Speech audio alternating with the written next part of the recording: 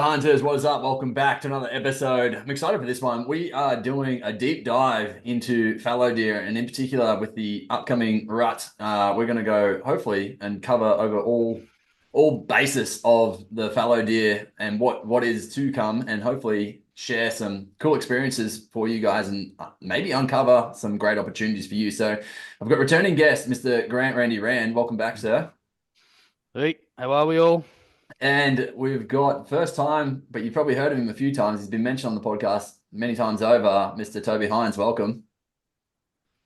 G'day. It's good to be able to bring in a few guys who have had plenty of experience within the bow hunting world, chasing fallow. Grant, you've gone overseas chasing fallow. Toby, you've been overseas, I believe. Were you chasing fallow or just reds? Reds and tar. Reds and tar, yeah. Headed for whitetail in May. Oh, awesome. So, that's incredible. yeah. And so pretty much, I think maybe the best way to start this is like right now, it's the 29th of February, 1st of March tomorrow. This podcast probably comes out on the 2nd, I believe, 2nd of March. And so we're going to drop it from pretty much like we'll start the conversation with, if you're entering your block now, like what are the things you should be kind of doing to prepare in the lead up to the rut, when the rut starts, and kind of continue the conversation from there. So let's maybe start there. Where does the rut actually tend to kick off for the fallow? April, most cases, yeah. So it's relative to the day length, which triggers the estrus in the does, which you guys would have heard before. So in our area, it's like the 6th to the 8th of April for, like, as a generalization for most of the does. Some go before, some goes after. So it depends as far as the expert people are concerned, the minute the does become estrus is the start of the rut. So prior to that, it's pre-rut. Okay, and so in that that then lasts for a month roughly. They're on estrus. No, only a few days. Each day will only go on estrus for a few days. So that's when they start. So some will come on a week after that. Some will come on 10 days after that. But the majority come on in a week period from what I've read and being told. And that'll then, if they don't get served, they go again another 28 days. Yeah, okay. Yeah. And so in regards to being pre-rut right now, maybe let's start there. What are kind of some of the characteristics of what's happening right now? Are the boys moving around yet? Are they looking to move on to the new blocks? Are they hiding? What's kind of typical for both your blocks? Depends. It depends where your block is. At this time of year, like I know on my block, they're moving around. You're getting new bucks come in. You're getting bucks that have wintered and cast and grown out there moving off. It's a really weird time. It can be really hit and miss in this lead up to it. I almost feel like there's some magical trapdoor or cave that they just disappear into at this little bit just here, and they all completely disappear. So like I could go out, for example, this weekend and go and see 20 or 30 different bucks, and then go the following weekend and see one or two. They're still there, but for whatever reason, they seem to vanish. And I'm sure it's somewhat similar over where Toby is, because we're not that far as a crow flies. Is it similar, Toby? Yeah, so it's it's pretty cyclic with the deer. So when they're growing out, their growing out period's just finished. Like I shot one whenever it was, a week ago. It was rock hard, but the blood had already gone rotten in the velvet. Unfortunately for me, when I got it back, I end up losing the velvet because the blood supply had been cut. But so those deer will go, but when they're growing out velvet, they go where the prime feed is as such. And then for some reason, I can't find it anywhere because no one can talk deer. They do exactly what Randy does. And when they go to rub out, they leave and they go elsewhere to rub the velvet off their antlers and strengthen their necks and get ready to fight. So and I think if you talk to, when Brett was talking, Brett Meldrum did a podcast, I don't know who with, but he talks the same thing. Same thing happens in his block. I think it's a normal occurrence. So the same deer that grow their velvet on your block aren't the same deer that rut there, unless you've got a big enough block that they can segregate themselves from the female. So I've got one of my blocks, they actually can do that. And I've had the same deer rut there that grew out there, but they grew out on opposite side of the valley to where they were rutting. But generally, yeah, all I would have seen 40 odd bucks, the most I've seen in ages, and they're all gone. There's nothing now. I went out and saw 2 bucks last time I went out. So I think they move off from now, and they're all starting to rub on shrubs and trees and twigs and grass and mud and whatever they can to. People say, oh, it's to get their antlers are itchy. Their antlers are bone. There's no nerves in their antlers. They can't feel shit. It is literally to build the strength in their necks and to make their antlers prettier. So add color and build that. You imagine they've got their nice skinny necks and then they just bulk up their neck. So they really need to smash the crap out of everything they can and push against everything. That's why they push against fences and trees and shrubs and everything. It's a prime time to catch them caught in a fence at the moment. This is when you'll find a lot of them stuck in a fence. Yeah, if you're Kiwi inclined. It sounds like my local world gym. Yeah, these boys trying to showboat themselves and whatever. Yeah, so they'll it's good time though. Like you say, Randy you would have seen a few where you can sneak up on a younger deer and he's smashing the hell out of a shrub. You get your wind right. Yeah, you can, or you'll see the top of the tree just shaking, and you're like, you just see a patch of scrub and something's just bashing around. Yeah. You can almost cartwheel in because they're just hell bent. They're hell bent on doing that. And as it gets a bit later in the season, if you get one like that that's smashing that tree and starts to let a few croaks and stuff like that out, like that'll be later in the piece, probably 20th of March or something like that. If you can set up and give him the right thing with the doe call or a rattle or something like that, there's either going to be two things. He's going to run at you and over you, or he's going to just absolutely beeline out of there and head for the hills. So what's the earliest you guys have heard them start getting vocal? The young ones will start talking randomly. Now. Yeah, you'll get random croaks. Wow. So they're just finding their voice. It's not the older mature ones. They're like, you'll hear young reds making weird noises as well. And then you'll hear a lot of people mistake though. You'll hear, oh, we heard a heap of croaking, and it's not. It's the doe calling to their fawns in a really deep tone, because the doe calling her fawns can be quite deep at the tone of not a mew. It's a more of a like halfway between a mew and a bark. And it also sounds a bit like kangaroos. You heard a big buck kangaroo grunting, making a racket. That's what a doe can sound like. And I think the odd person confuses them because the fawns are getting pretty chaotic at the moment, running around, playing up. So mum's constantly yelling at them to keep them under control. It's time for a clip up the ear. Yeah. And so they're typically obviously rubbing out now. How long does that process take? Oh, they'll keep rubbing for the whole way through. Like they'll just keep going till they cast. Even young fellas will just keep rubbing on trees and spikers and fighting each other and mucking around. So, but at the moment, what people think there's a scrape isn't getting established at the moment. You'll start seeing rub trees, but they're not going to be relative to where the rut activity is in a lot of cases. The rub trees you find now, if you've got, say, a smallish block and you've got a heap of rub trees at the moment, pretty good chance you're not going to have a buck rut there in that period, unless there's a heap of does there and he's a very, like it's a generalized or a small localized herd. But like where we are, where there's 35, 40 Ks of country, I've got, like as Toby said before, he's got a block that's big enough to see it, and I've the same thing over 3 or 4 blocks, got the same buck rubbing out this time of year at the very end. I think it was about the 25th of Feb, and he turned up 12 kilometers away in the peak of the rut. Like, so they do move a bit at this time of year. Yeah. And you might get other bucks coming over to that area where he's rubbing, but I do find there's a gully that you'll know if they're going to rut there because it smells like piss. It gets real musty. So end of March, once they start leaving scent trails, that's when they're starting to think about the girls more so. Instead of colouring their antlers, strengthening the necks and smashing the shit out of everything, it's when they start pissing and putting their scent on things is when it's time to really say, ladies, I'm around and I'm ready. Because at this point, they're still not they're still not ready for the girls. So if you've got a block that holds a lot of does on it in general, you're more likely to attract obviously the boys to that location during the time, right? If you don't have a lot of bucks during the year, but there's a lot of does around, that's Yeah. probably going to be a location where they come to a lot during the rut, right? 100%.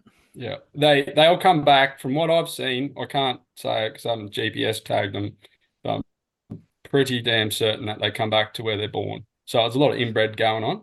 So they will be born there, then they're weaned, and their mum, if it's a good season, their mum will let them hang around as a spiker or a pricket, whatever they're called, and then they will.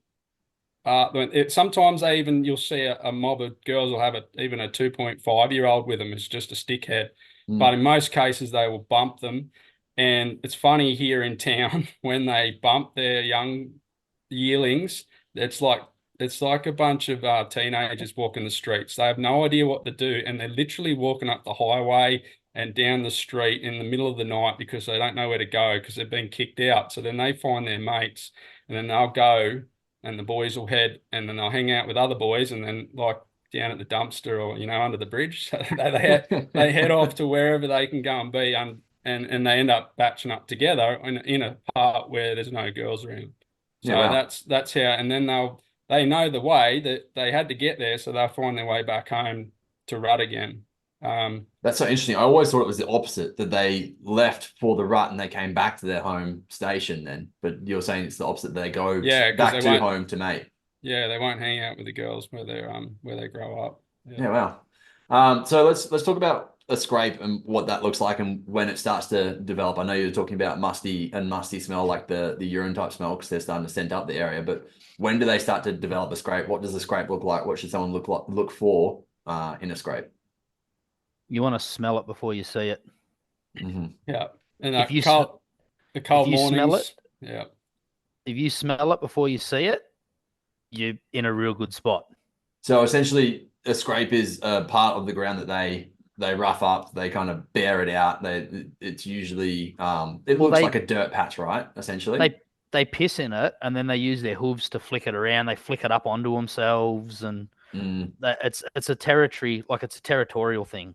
Yeah. So they'll do that like around their rut pad or their rut area. They might have 4 or 5 scrapes. One will be like a predominant one that they stand over and carry on and hold the girls on. And the other ones will just sort of be like the edge of their territory. If something comes in and gets on it, they go back in to defend it, which is where that rattling in that early stage is really powerful. It brings a lot of bucks undone in that early stage because they're just setting up, and then some blue balls. some young guns come in and old mate's got his nuts all full. He hasn't sent a load yet. He's full of testosterone and ready to go, and some young fellas just come in and try to take over his hard work. He's just head down, bum up. He's going to charge in and throttle him. Yeah, and if you do your job right, you get to put an arrow in him instead. It's so interesting. I always thought that the fallow rut was earlier because they're quite aggressive, right? And they will come into the rattles. And so you see people start putting them down from kind of March 20th or thereabouts and onwards. And it seems like it's the next 6 weeks you can rattle something in just about. Yeah, you can rattle them because they're just eager. They wait all year for that. So they'll hear a lot of young aggressive bucks will hear the sound of rattling and just come charge in blindly. Others will look up and look over where it is and be like, yeah, I don't. I'm not ready. It's not time. Got you. It's really, and they roll each other up. So the more bucks, sometimes the more they all get amped up. But along with that scrape too, the deeper the scrape, the more it gets used as well. So you'll have several deer will come through an area, and then they'll piss and they'll rub their scent glands, the preorbital glands on the tree up high. They'll stand up, rub on that. And then the does will come through and smell that on their nose here, just below their eyes, like the gland that opens up. Sandra got them real cool ones, just in videos of them opening and shutting. So they'll rub that on the branches or the sticks as high as they can get it. And I think that's why they piss on themselves and they rub their antlers in the mud and everything to try and get that scent higher again. But they'll mark that up there, and then they'll piss and they'll try and dig and pour and get rid of the other guy's buck scent as well, because he'll come along and they'll keep pissing over each other. And then the doe will come along as well, and she'll scent that sometimes to say that she's in the area as well if she's ready. So they'll come and you'll see a doe. She doesn't, I don't know, I've never seen one piss, but I've seen them rub their faces on the leaves up top. And then the buck will come along like, hey, there's some ladies here. This one puts out. So So if you've got, let's say, $100 on your block, you're not going to have 700 scrapes on the block. Essentially, they're going to try to utilize each other's scrapes as much as possible.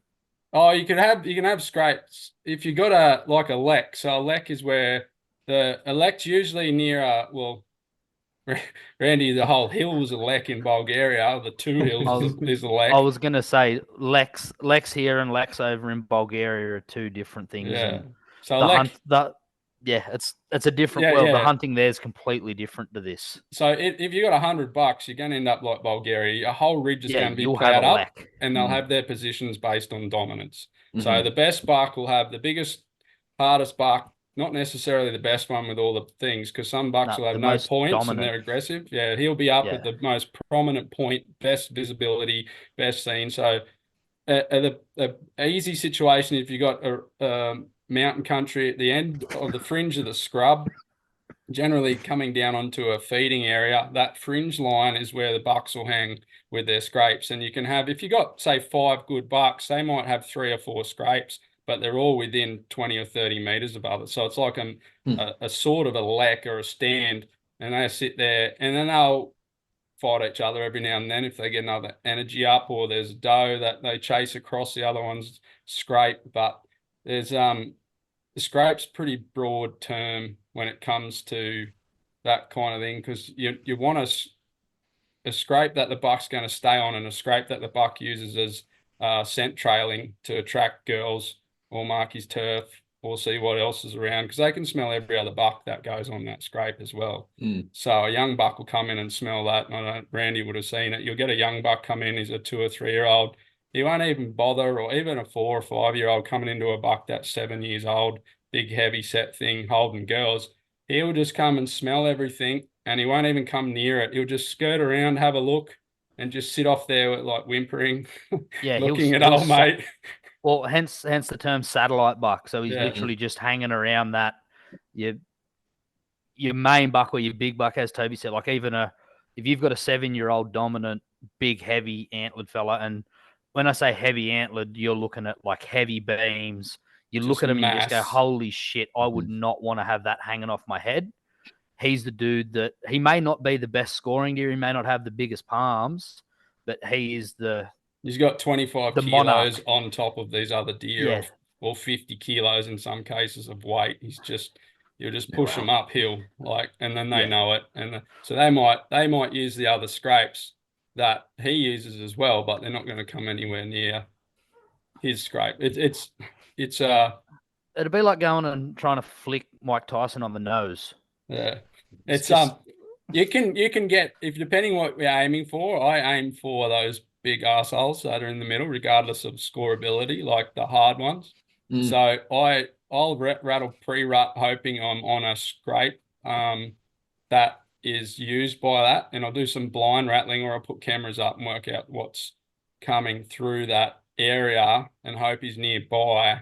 But the most effective for me to rattle old deer, which is what I generally try and achieve, is just that first week of April, when they're establishing their scrapes, they're getting their girls ready, and they're waiting for that girl to cycle. So they've really got to hold their ground and hold their turf with their ladies. And if you can find a spot where they're doing that, you can get the older deer. But prior to that, late March, the boys are cruising around all across each other's scrapes in different areas. They might still be on the trot to where they rut. I've got a place which is no longer there. The chopper absolutely annihilated the buck populations that used to come to rut at this property. It's dropped to 90% of the deer are gone, that rut there. I would have the older bucks show up like 10th of April. But prior to that, there was nothing. It was just like young guys. And so the young guys that are there, they're mobbing up. Like if you can imagine Mike Tyson in a popular place, people will they give each other space. Right? They do, okay. Yeah, they give each other space. They'll be. I've had one. It was a pretty memorable occasion. I'm on top of a ridge. This guy's holding 7 does. Well, he's not holding them. They choose to be there. They're the ones who normally screw everything up by dragging the buck away. And he's actively fending off bucks that are coming in from every angle. Meanwhile, there's a pig beside me, 20 meters away, with hooks hanging out the side of its mouth. I'm tucked in against a tree. I've got nothing, but I'm not going to rattle him in. And I could have rattled some of the other mates in if they didn't know where I was, like the ones hanging around the outside, but there's no way I was going to rattle him in at that point while he's with the girls. Yeah. Did you shoot the pig? No, I shot the buck. Okay. Shot the wrong buck. He chased off a buck that looked exactly the same, and they both come over the ridge at me front on, and I hit the buck at about 3 meters full front on, and he smashed into the tree I was standing next to. It's pretty cool. So I front on full arrow in him anyway, and then right behind him I'm like, it was still an old buck though that needed to be shot, so I was pretty happy with it.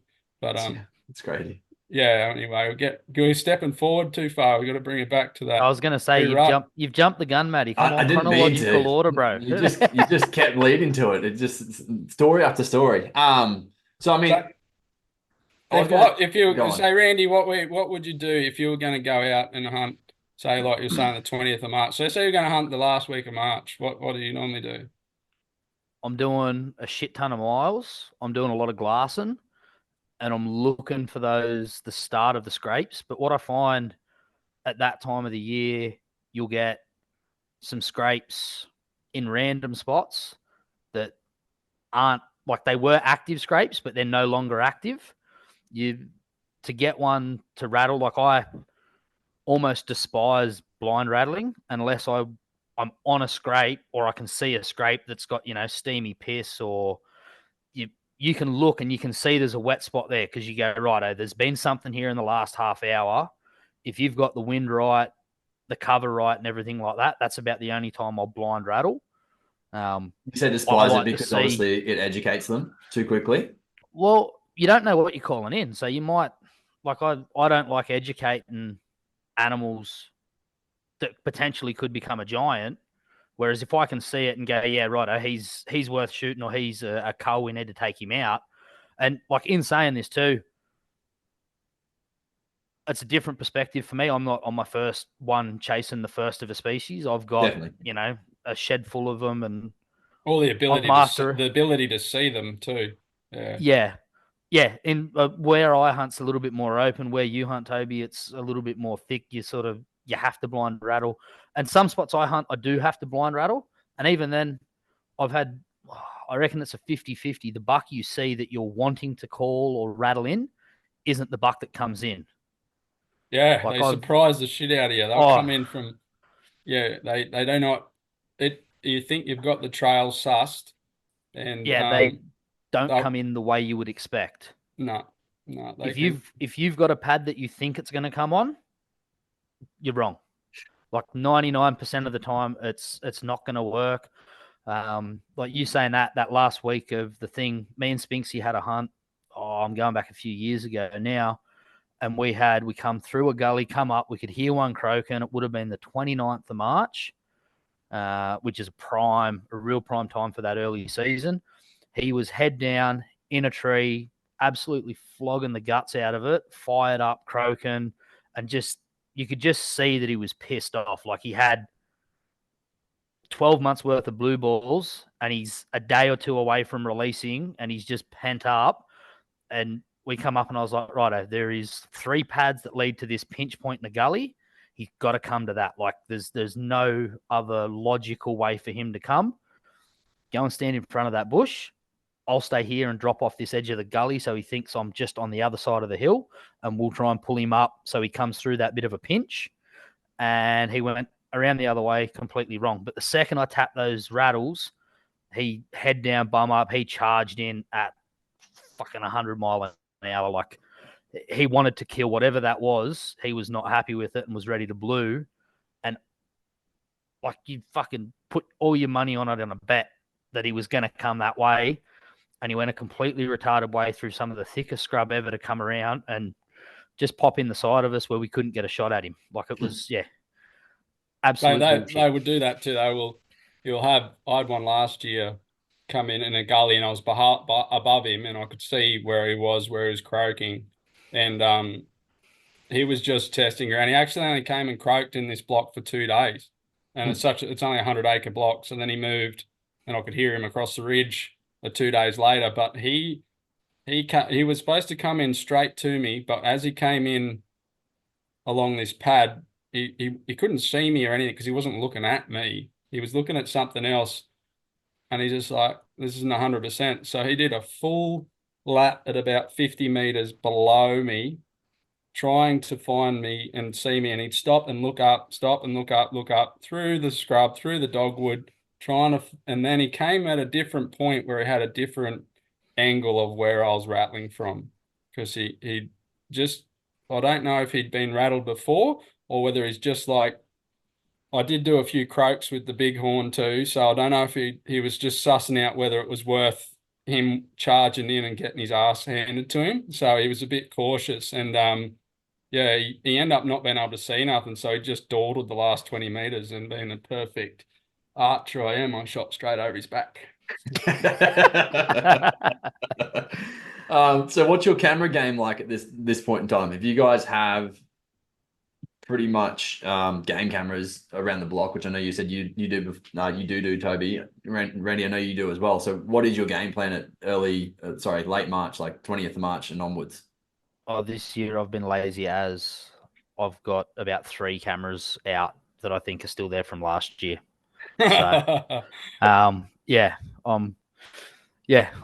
I've got broken cameras, so I've got a couple out for poachers, but I haven't got any on deer at the moment. Okay, so if you were using for deer, what would your strategy be? I put them on places where I know they were rutting last year, and near areas they were rutting, and in high traffic areas. So there's a couple of blocks got good saddles or parts where they cross through the boundary from other properties. They're sort of an elevation where the deer travel comfortably. They're not worried about anything. So I've not got now, but I put them up before, cameras in those locations, and then I'll see what's coming through. But again, you can see it and whether it ruts there or not. So I normally get a lot of red deer, not a lot, enough of red deer this time of this year. So the next 4 weeks I'll get red deer coming through on the cameras, but they're just moving through. I don't get as much traveling fallow, but I get a lot of reds coming through, none of which stay put on the block I want them to. But it is also that, in saying that, if you know those areas and you're getting those cameras and you're getting that traffic, yeah, that's opportunity. So that time to be there. You can be up there in the early morning, and the time that the heaviest time on the cameras, find the trafficking spots, know the wind at those spots for one, because it's very similar. There's the areas they travel generally have consistent winds or super inconsistent winds. It's never one or the other. So I have one spot on one block, and I've shot probably 4 or 5 deer in the one spot because I know the wind literally blows the same way there all the time. So I can come in. Unfortunately, I have to come in from the same angle, and the does know it, so they spot me. But on these other spots, the right day I can go up there and know where the wind's coming from, and I have like an 80-degree angle range to hunt in from, or wait and ambush. I'm just super impatient, so I don't do it. No, they're feeling well. And so let's talk, actually, 20th of March, roughly. Got a lot of girls on your block. Are you in any way inclined to tell the girls a little bit and try and drop down the numbers? I've been shooting them with a rifle for months. Yeah. Yeah. What's for you, what's an ideal amount to have? Ideal numbers as far as the science is concerned is 3 to 2 or 5 to 3. Okay. Like you need 5 girls for $3 or 3 girls for $2. Otherwise your rut low numbers. It's just going to be quiet. They don't have to work for it. If they don't have to work for it, they're not noisy, they don't fight. They become lazy, and you're fighting. Shit. Yeah. He's going to say it. Yeah. It's fucking shit. If you've got too many girls, one, it's no good for your genetics because the shit bucks get to breed as well. Like that natural selection's not in it. But the rut goes for an hour in the morning, an hour in the afternoon, and you're like, I've waited all year for 6 hours of hunting over 3 days. Like, what the? And you cannot get near them. It Yeah. is Nah. horrible. They park. It's like they get a map out and it's like, all right, we're going to sit down for the next 6 hours, ladies, asses to each other. You cover that gully, you cover that gully, you cover that clump of trees, and I'll cover over here. They They are 360 fucking switched on. view, Yeah. and you don't get there's not a red fucking hell you're getting in without busting one of them. You need a buck that's got 3 girls maybe, because Yeah. anytime I find there's over 6 or 7, you without using tactics we'll talk about soon, you're doing really well to get within, for me, recurve range. You might be Definitely. able to lob a 40-meter shot in from the compound, but if I'm going to get into There's 15, no 10, fun in that. no, No I fun in want that. to get spit in my eye. That's how close I want to be. So Yeah, and we're literally talking about what happened to me with my Reds last year. Like just overpopulated with the girls, and nothing would work to move the boys at all. And it was so frustrating. They would talk, but you're right. They were talking for like the first hour, hour and a half of the morning, and then the last hour of night, not even last half hour of night. And that was and the kind of young it. ones do all the talking. The older guys will don't even need to talk that much. So They've got it they set up. don't get as vocal. Yeah, they don't have to carry on. The only time you'll hear them go is if they've got someone Cycling in right in their front of them. zone, or he's got that doe, like she's cycling at that minute, and he will stand over her and croak. And if another buck comes within 5 meters and is of a lesser quality or not a thing, he's in a lot of trouble, eh? Yeah. He'll literally pull his old fella out of that bird, go down, flog that deer, and then run back and from about 3 meters try and do the big jump and pin. Yeah, It's hilarious. wild. But So he'll be going off his head. So it's Off his you head. got a good 2 weeks. So like I say, last week or more, depending where you are and how your populations are, the last week of March, and then that first week of April, which they can rut hard earlier. But like I said, where I'm here, well, the 10th to the 14th in some parts of town here. In other parts of town, it's the 6th to the 12th, and then some blocks I know Anzac weekend is that's the time the bucks actually get there and start carrying on, and then they wow. don't. That's a later rut because there's no bucks near them, and the bucks that service the girls there are coming from kilometers Elsewhere. away, rooting their way through. So Yeah, that's hectic. yeah. So, Yeah, so I've never had them that far back. I've never no, seen them I that like. don't even know if they're too late and whether they go and rut there, and then meanwhile, old little tiny buck sitting in the corner going, "Yeah, I've done them all, boys." Well, sort of like you said there at the start with the cycle, Toby. If they get missed, and I'd categorize that rut in sort of like I don't know, the best time to hunt it is that pre-rut or post rut. Pre-rut, and yeah, is That excitement window, time. 20th of March to probably the 1st of April. I'd say that's your pre-rut, and then that 1st of April up to say around the 6th is, it's not quite like it's a changeover between the pre-rut and the actual rut, and then that 6th to the 10th through to the 14th, 18th that's when the big boys are All doing hell breaks their loose. work. Yeah, you'll But see. it's a hard time to hunt. That later part is harder because they've all got their spots. They're not traveling. You're not likely to catch something moving. If you're chasing that big trophy, like your big boys have got their girls, they've got their harem, they've got their spot. They're not moving. You'll get heaps of passing through like deer, like satellite bucks going from one spot to another, just basically looking for any sloppy seconds they can get their hands on. But yeah, that time is a good time for chasing big bucks. But if you pull Rattles out, then he's just going to push his girls into some thick scrub, and Or it's they'll not grab going to him and work. run him off. So. Yeah. So pre-rut's a good time to actually like go out and get a good-ish quality first If you're buck, and starting, it's like you're getting them at the prime of almost at the prime of their like how they Oh, are throughout the year, you'll get right? them without. They won't.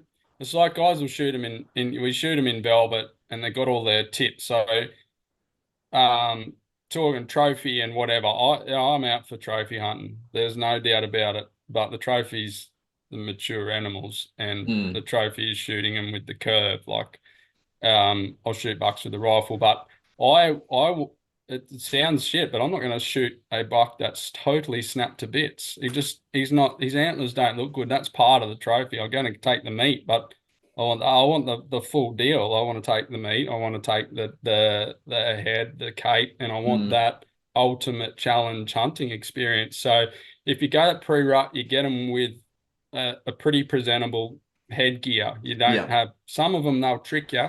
And I've shot a couple coming through thick scrub that have got one really good antler and the other antler snapped off. So, and people will go, oh, you're shooting your breeding bucks. They've all got the same genetics. A spike has got the same genetic as that big buck if he's the same genetic line.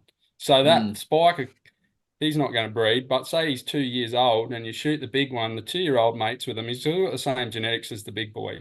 So it's not, you're not really going to affect the herd if you take out the big boy, unless there is a couple of shithead heads that are going to dominate instead. But say you got a group of 4 or 5-year-olds, and then again, because of pre-rut, you don't know whether they're going to run on your block. It's a real hard time, but at the way it is in the areas now, in all states getting shot up by choppers, say you want to go in and get a good deer, and you've got enough of a population, you're not worried about the breeding, pre-rut is prime time to go in and get a nice looking deer. You got plenty of to choose from. Them roaming around, your calling, your croaking, your rattling's all going to work. You get to see a few different heads. You can use your camera, and if you don't get any and they stay on your block, you've already seen what you're up against for the rut. Yeah, it's interesting. So 2.5 years essentially is when they start breeding for the fallow. They grow their spikes at 9 months, and then at 15 months they lose their spikes. And then I don't know what they're sexually mature at. I've never actually looked it up. Yeah. So, I reckon that breeds are like 3.5. That 2.5, 3-year-old range, I reckon it'd be pretty close to the thing. But even with that, they're like the does are younger. I think they're good from like 9 months. Yeah, stupid. That first year, you see you look at it and you're like, oh, that's a bit rough. Like you got this big 7-year-old buck on this.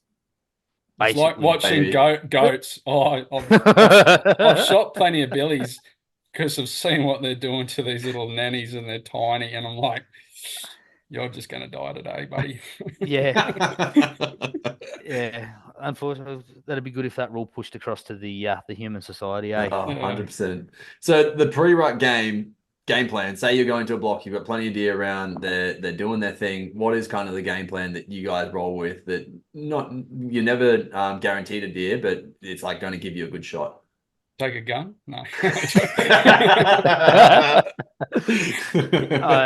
Using the bang stick in the ruts as close to almost cheating as possible. But depending if you've never been to the block before or you know the block well. So I know all my blocks really well. Some I've hunted for 15 plus years, so I know where the deer go, where they're going to be. If you're hunting and you've not hunted, or you don't get to hunt it a lot, or say it's a state forest and you know there is populations of deer there, they're still going to be where there's feed. The does are still got to eat, so the does are still going to want that short green pick. They're not going to be eating the long thick grass. They can't do it. Their mouths are tiny, so they're going to be like they're nipping. They want that short, fresh green pick. So the does are still going to want that, and the fawns and stuff, they're still going to be wanting that nice pick, because they're probably still going to be hanging off mum's udder. If it's a good season. So you want to know where your does are, where they're eating, and then go in looking for sign around the edges of that doe territory. They won't be in the thick of the doe territory, but they may be starting this pre-rut to set up around the edges of where the does are habit like that.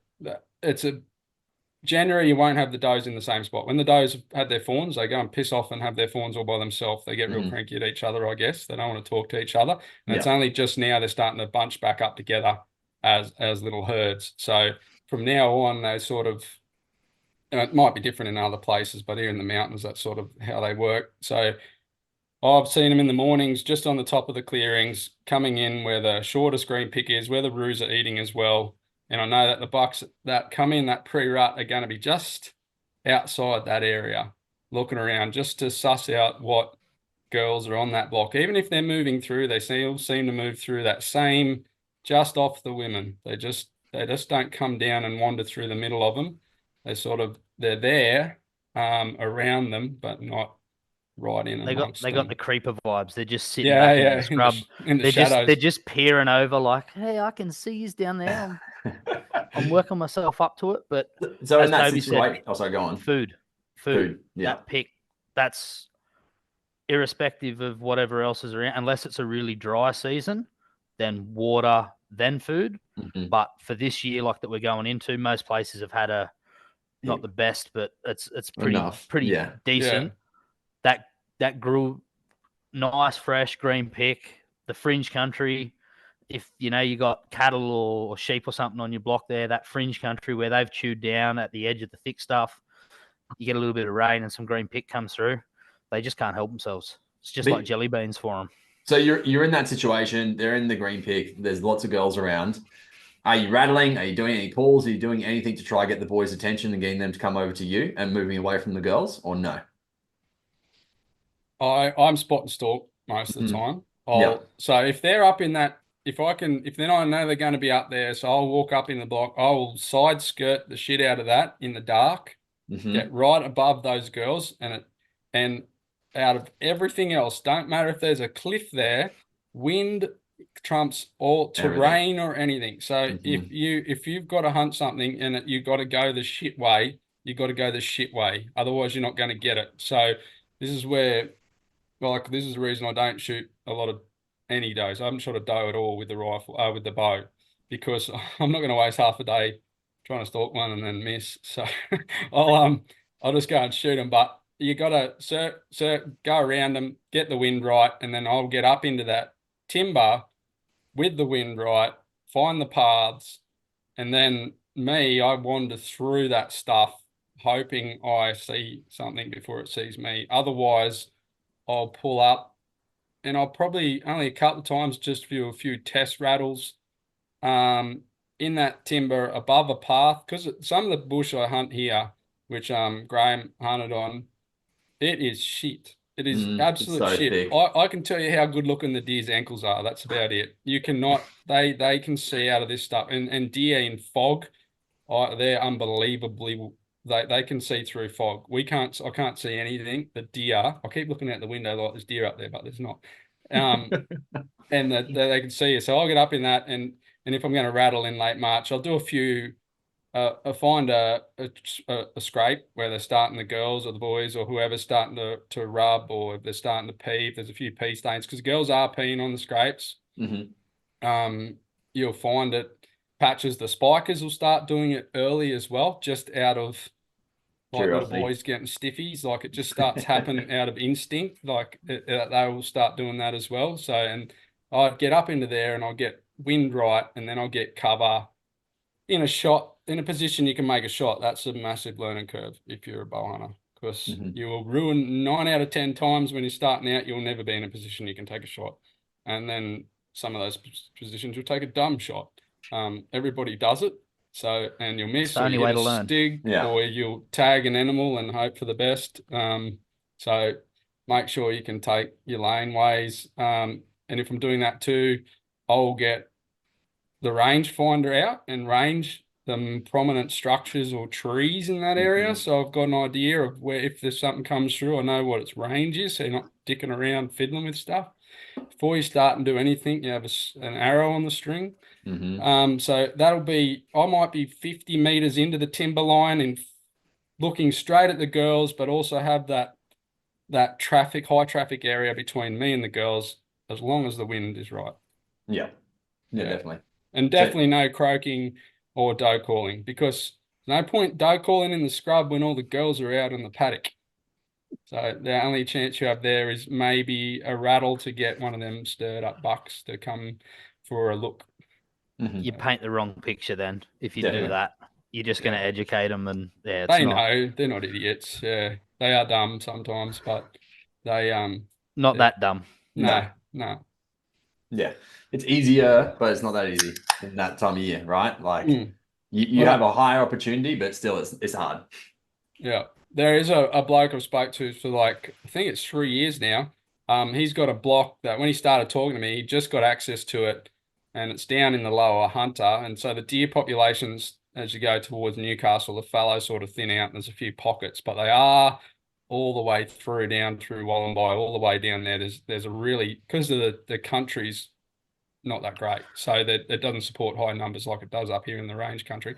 And he started out seeing nothing, and then so he started patterning and then working out, and he's found he's starting to see more and more deer now, not because they weren't there, because he's known the block, worked out where they travel, and it's taken him visit after visit after visit, putting cameras in the right spot, him and I going back and forth with what he's finding, what I'm suggesting. And so now he finds most of his deer are from now to the rut. He doesn't get them rutting there. He's got a valley and they come through the valley on their way to where they rut from where they grow out. So his best opportunity is pre and post rut. Yeah. So there's a different scenario, but it took him a couple of years to get his first deer on the place.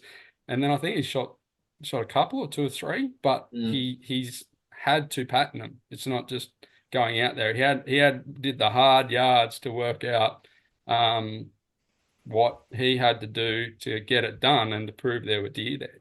So my first block was the same. It took me 3 years to get the first one there, and then once I cracked the code, they rolled. It just Definitely. You crack the code, but it's it's a Sydney block, so it's very small numbers of deer, but literally the rut there is like a 2 or 3 day window.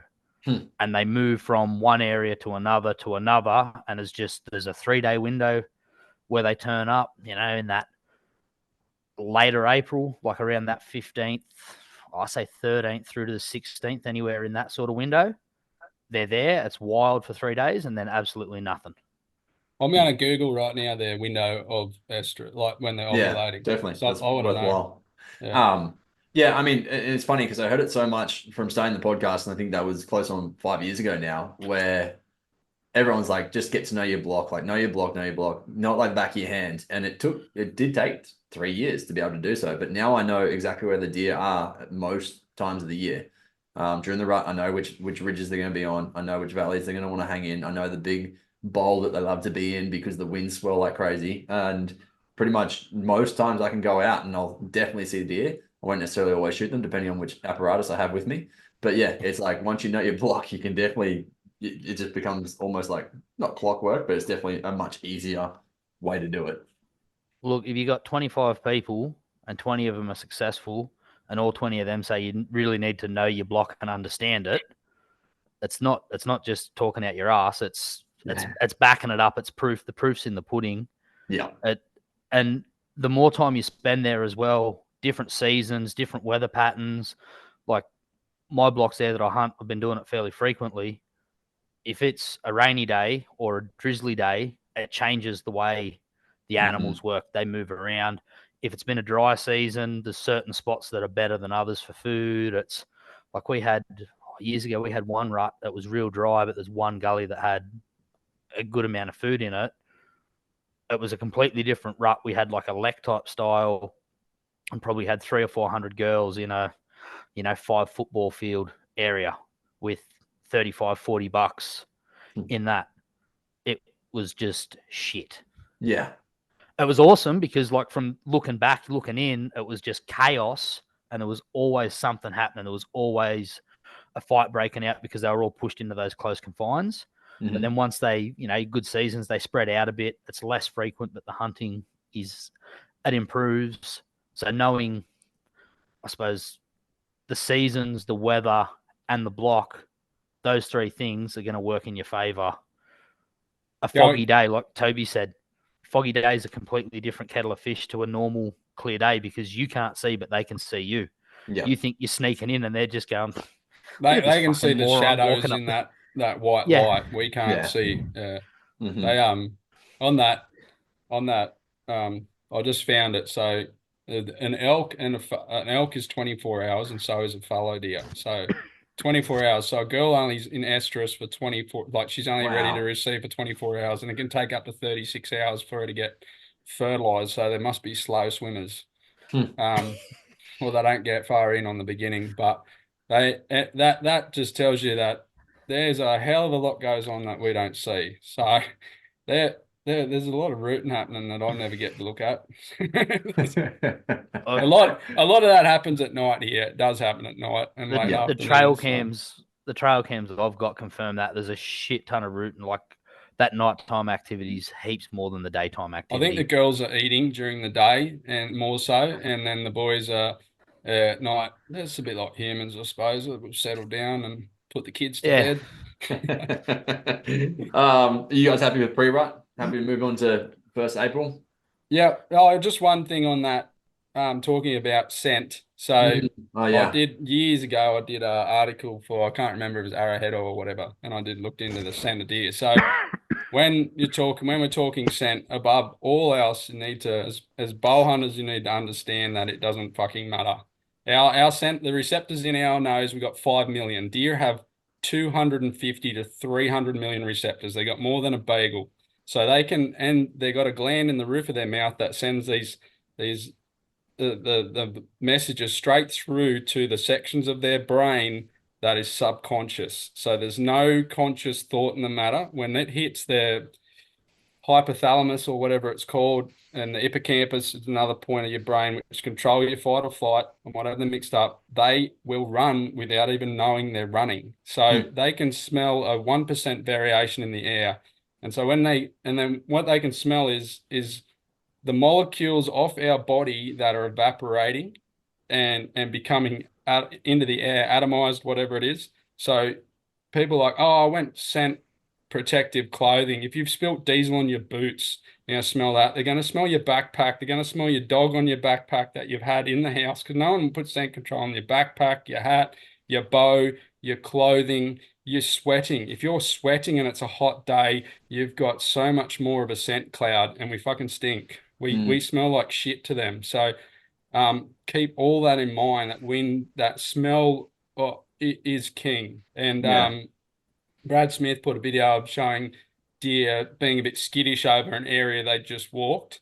I've had them in the rut. I pissed on scrapes and they come back and rub my piss off and then piss on themselves. But they only do that when they're super hyped up. The girls will never do that. The girls will dodge it like nothing else. So I personally don't avoid walking in scrapes, and I know a couple other guys that are pissed on scrapes so that the bucks smell it and they come back and they rub it out and piss on themselves. So, but you don't practice that till you know what you're getting away with. So if you get a mob of girls walking along a pad coming to a scrape and the buck's following them, if they smell it and bolt, Buck's he's gone going too. with them. But Yeah. if you're getting bucks coming in by themselves, it's not as big a deal. But with that and their memory, they smell that smell and it's associated with danger. That's drilled into their brain from a young age. So I used to say I'd let the girls see me a lot when I'm hiking and walking around, and they get familiar with my smell and whatever. All my blocks, I try and walk past them as if nothing happening as they're young. It doesn't work for me. After they get 2 years old, they still all behave the same. But they're never going to get if one bad experience with a scent. So if you can avoid them smelling you at all, if they don't have to, if you want to let them move off if they're there and you're getting impatient, that is one thing they'll learn more than other behaviors, is the smell that they associate with danger, because it's ingrained in their subconscious. It's not a conscious active thought. They hear rattlers, that's a conscious active thought. They can hear it and determine the sound's not right.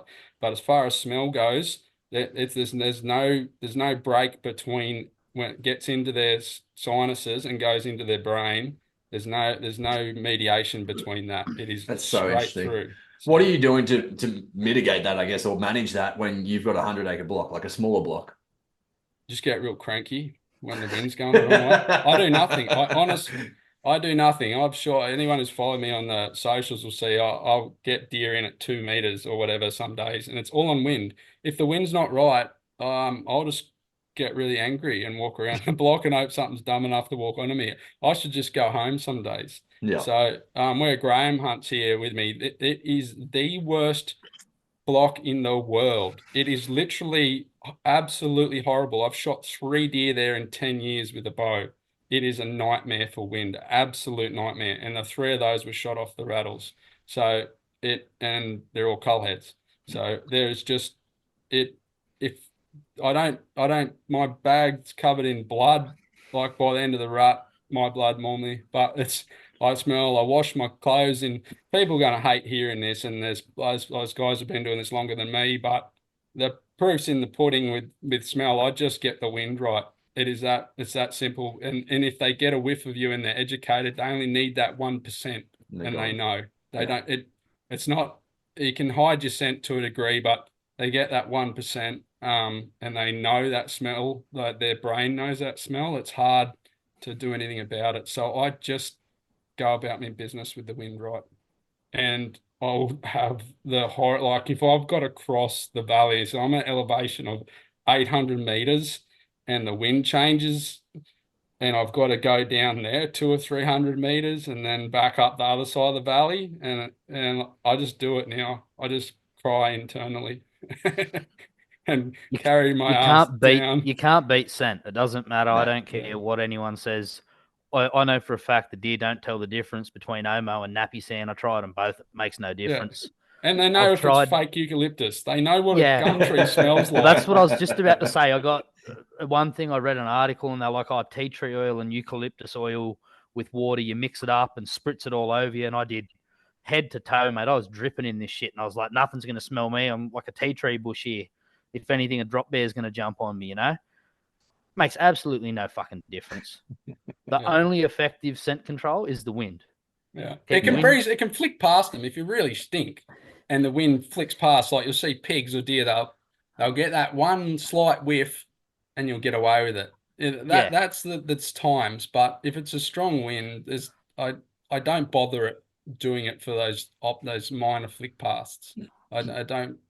And that's me though. Yeah. And I'll always hunt the wind. If the wind's the wrong way, I'd rather drive a car through where I was going to hunt or where I'm going to hunt. And Matt, you've seen this before because we hop out, check the wind and go, I'll normally say a few choice words because I'm not happy because I've got this hunt all planned out in my head on how the wind's meant to go. I had the script written for it and the wind just went, that's a big fuck you. We're not going to play the game today. So we've got to drive. But I'd rather drive the car with the windows up through the whole property. They're used to cars.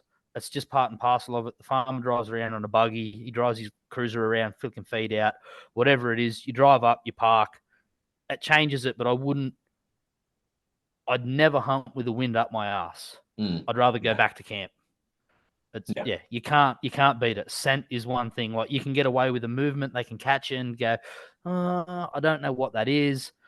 Your movement, your shadows, your camo, that might cover your ass. It doesn't matter what you use. If the wind's up your ass and the deer are going to cop your scent, it doesn't matter what you bathed in. Same as deodorant. Don't be scared to use deodorant. No one wants to walk behind a stinky ass bastard in camp. So, first week of April, are you changing your game plan at all before they've kind of jumped into estrus there or not? It's pretty much all pre-rut. I watch what they're doing more, so I will. So I'll hunt as much as I can from now on, which is not much. I'll get 1 day off a week. I might get out to hunt, and I'll start to watch the activity at certain areas in the property, what the girls are doing. I know where they are. I hunt the same block, so it's hard. I know where they rut every year within a few hundred meters of that area of that gully, depending on the weather. So I will not change. The only thing I'll do come April, trying to think back through the years, is not forget my rattlers and have them on my backpack. And I'll test rattle before April, but that first week of April, I will rattle in areas that are more utilized, and I'll probably stay there and rattle and do it. Like the difference is in April, I'll get up and my brother's shins can tell you exactly what happened. I'll kick the shit out of the ground. I'll kick up leaves, sticks. I'll be dancing around, banging these together, giving myself black fingernails. One day I'll kick this log that was probably 2.5 inches in diameter. My brother's standing over beside me and it swung straight around and cracked him in both shins, and he couldn't make a sound. So he's there biting his fingers, like just straight across his shins.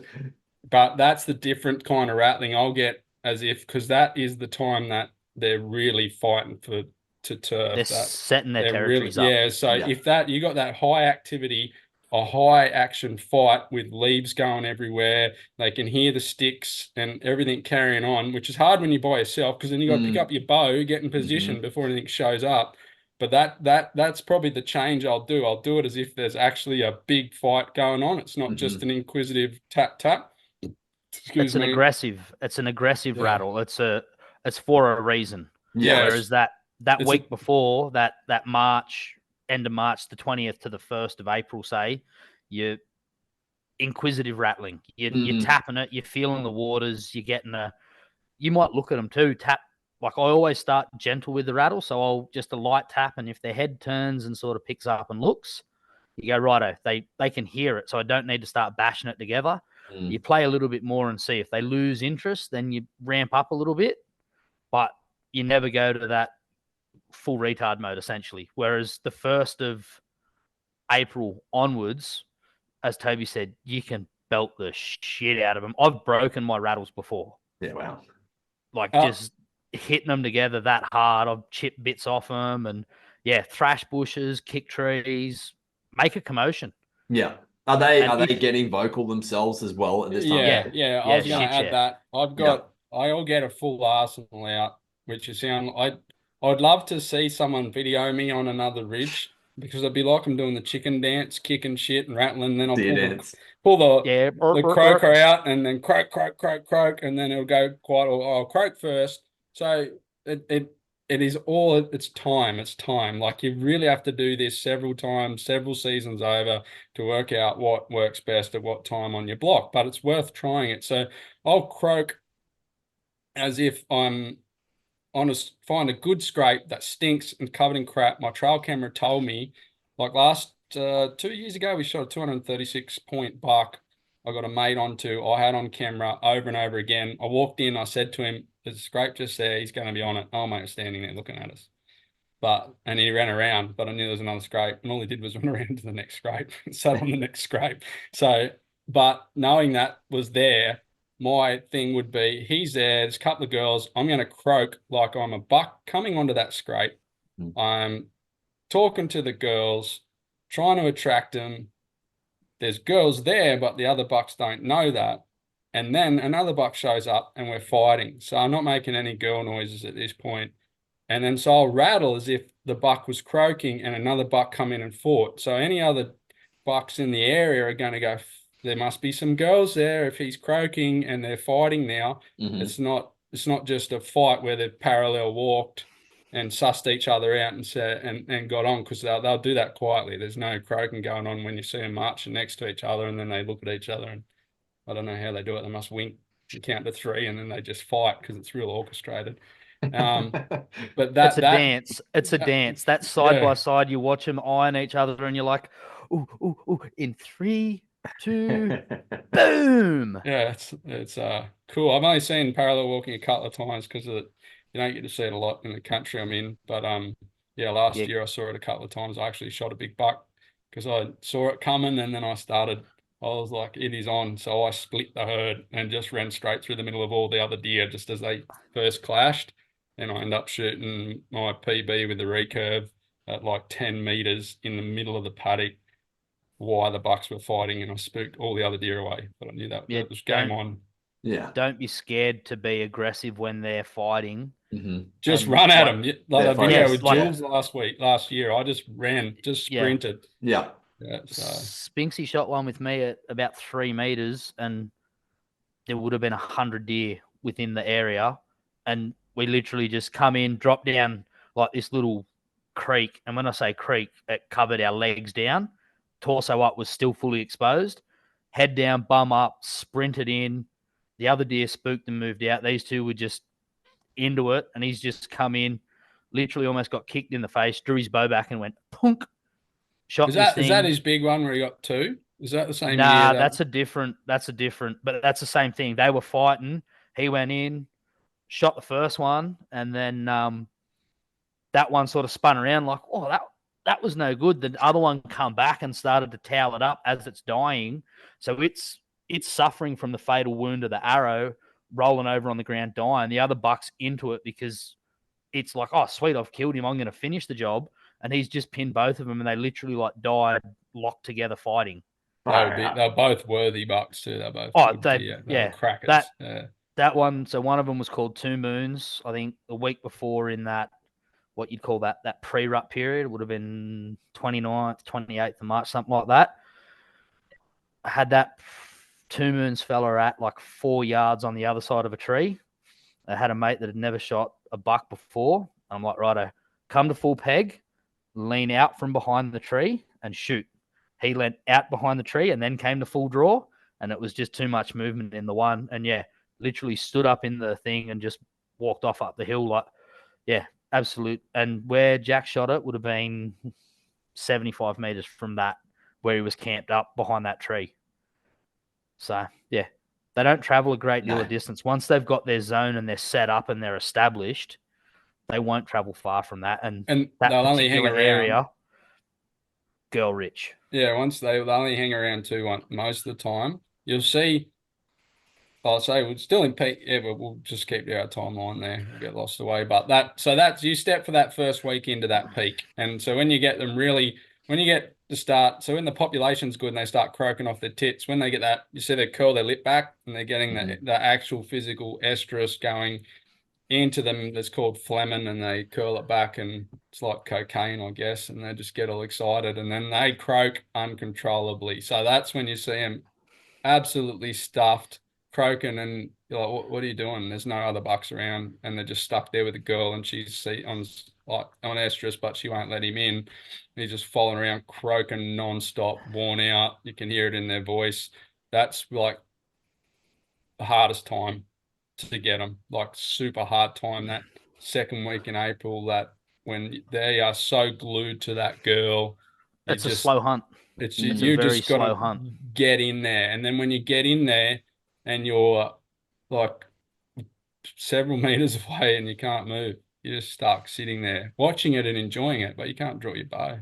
You can't pick you're stuck there with it in front of your face. You've got dead legs and your back's cramping or whatever else, a sore neck. You just can't move, but it's cool. But that's about, as a bow hunter, that time of the rut is for guys who want to chase that deer. That's very difficult. But at the same time, the satellite bucks are roaming around, and you sit just off a good dominant buck and his girls, you just wait there and they'll show up. The other bachelors will just come all times of the day, just roaming through the area, and you pick off a cull head and you shoot whatever you want. It's a good time to do it as well. If you can't get in on that big buck and you just want to shoot a deer, sit off a big buck. Yeah, sit up in a good spot for wind, a good spot to shoot, and just wait. And they do come in all day. If there's enough bucks around. How far, like as a perimeter, would you set up for a satellite?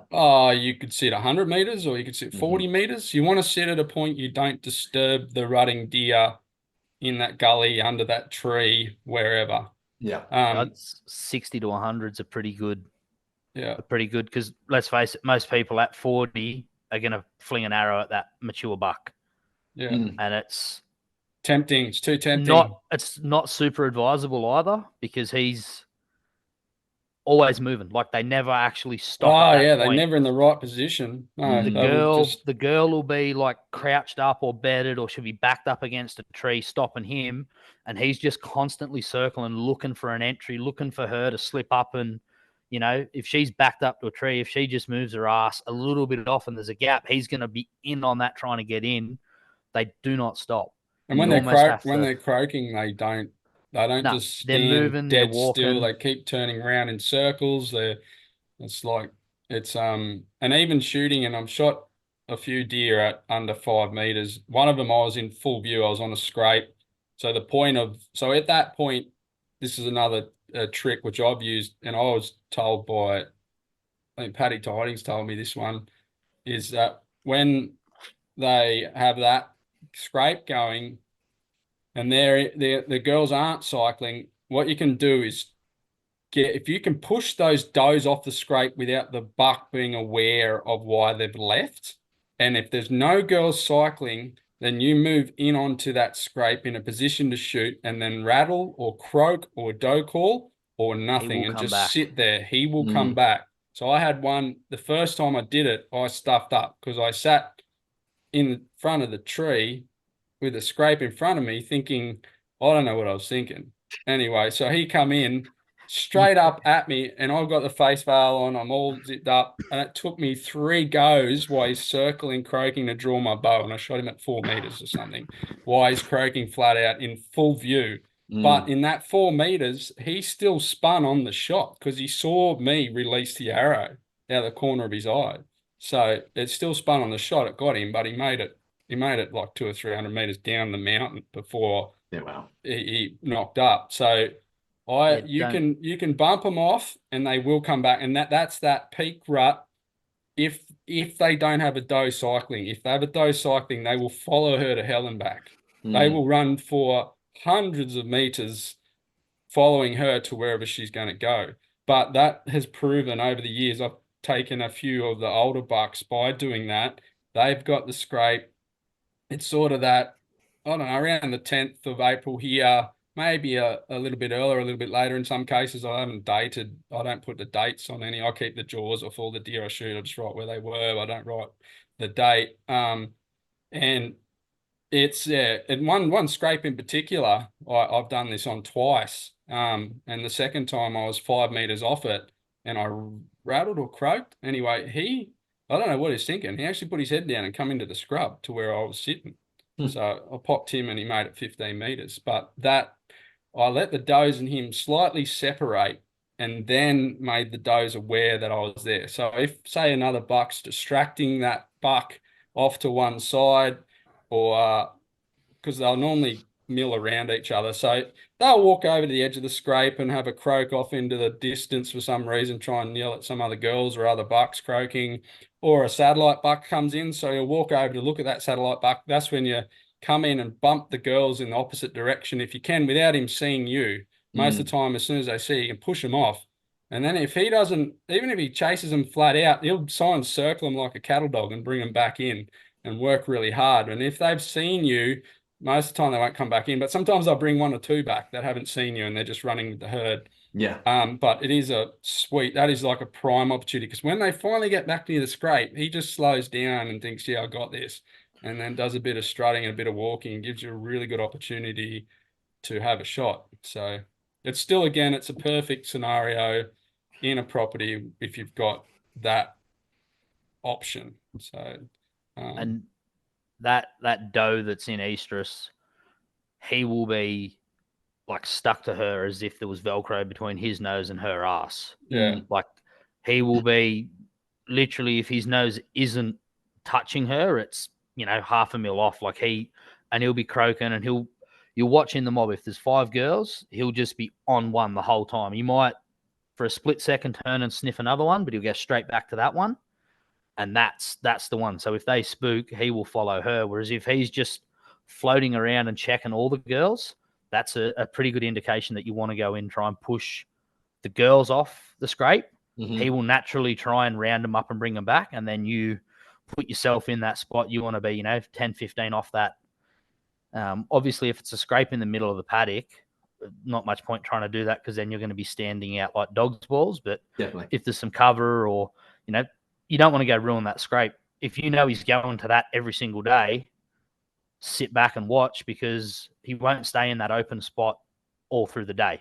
He'll start to move off. And if you can pattern where he goes, you'll work out where his next scrape is. If you can get the wind right and be sitting there and waiting, the patience game, although it's absolute chaos that time of year, being patient can pay dividends in trying to get a selective buck.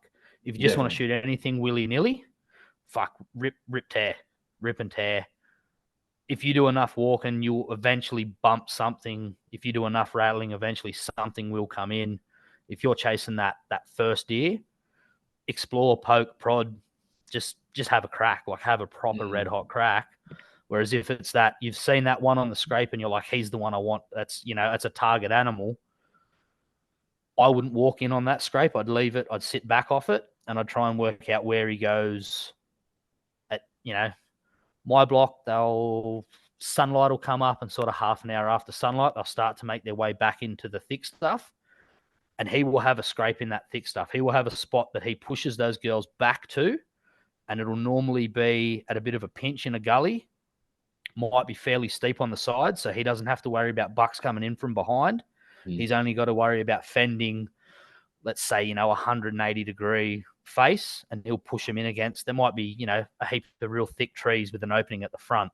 It could be a really tight gully with like a big rock or something like that with a bit of a rock face there.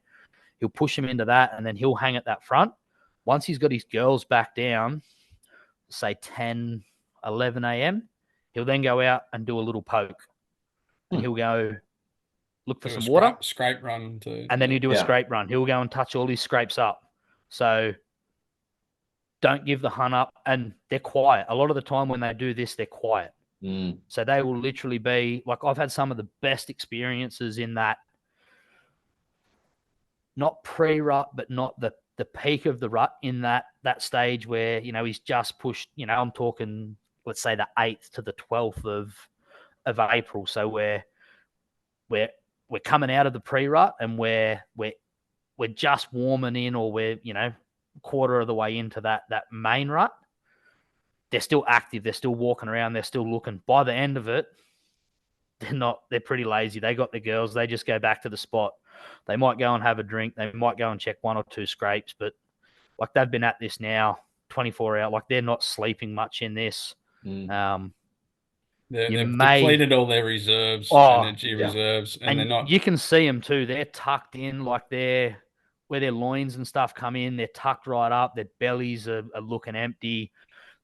They're defeated. Like, you look at them and you're like, you poor bastard. They all look older than they are at the end of the rut. Yeah. You think you're shooting an old deer just because he looks like a junkie. And they literally, from that first week where we're saying, 20th to the 30th of March, to a deer you shoot around say the 10th to the 14th, there's probably going to be close to anywhere from say 15 to 30 kilos of body loss.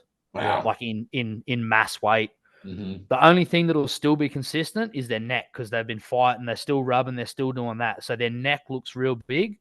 It's normally their like arse end is real tucked up, and that's not the one you want to shoot if you want meat, because he tastes just horrible. Like the dog, we shot one and the dogs turned their nose up at it. Like at that time of year, like at that later stage there, shoot a spike or shoot a doe if you want meat. Like, don't just shoot anything, and all the bucks will be in that. So even if it's a young buck that hasn't been holding girls and doing it, he's still been running around. He's still been going, he might be doing 30 or 40 Ks on the hoof, checking between scrapes and running around, getting chased off by other bucks.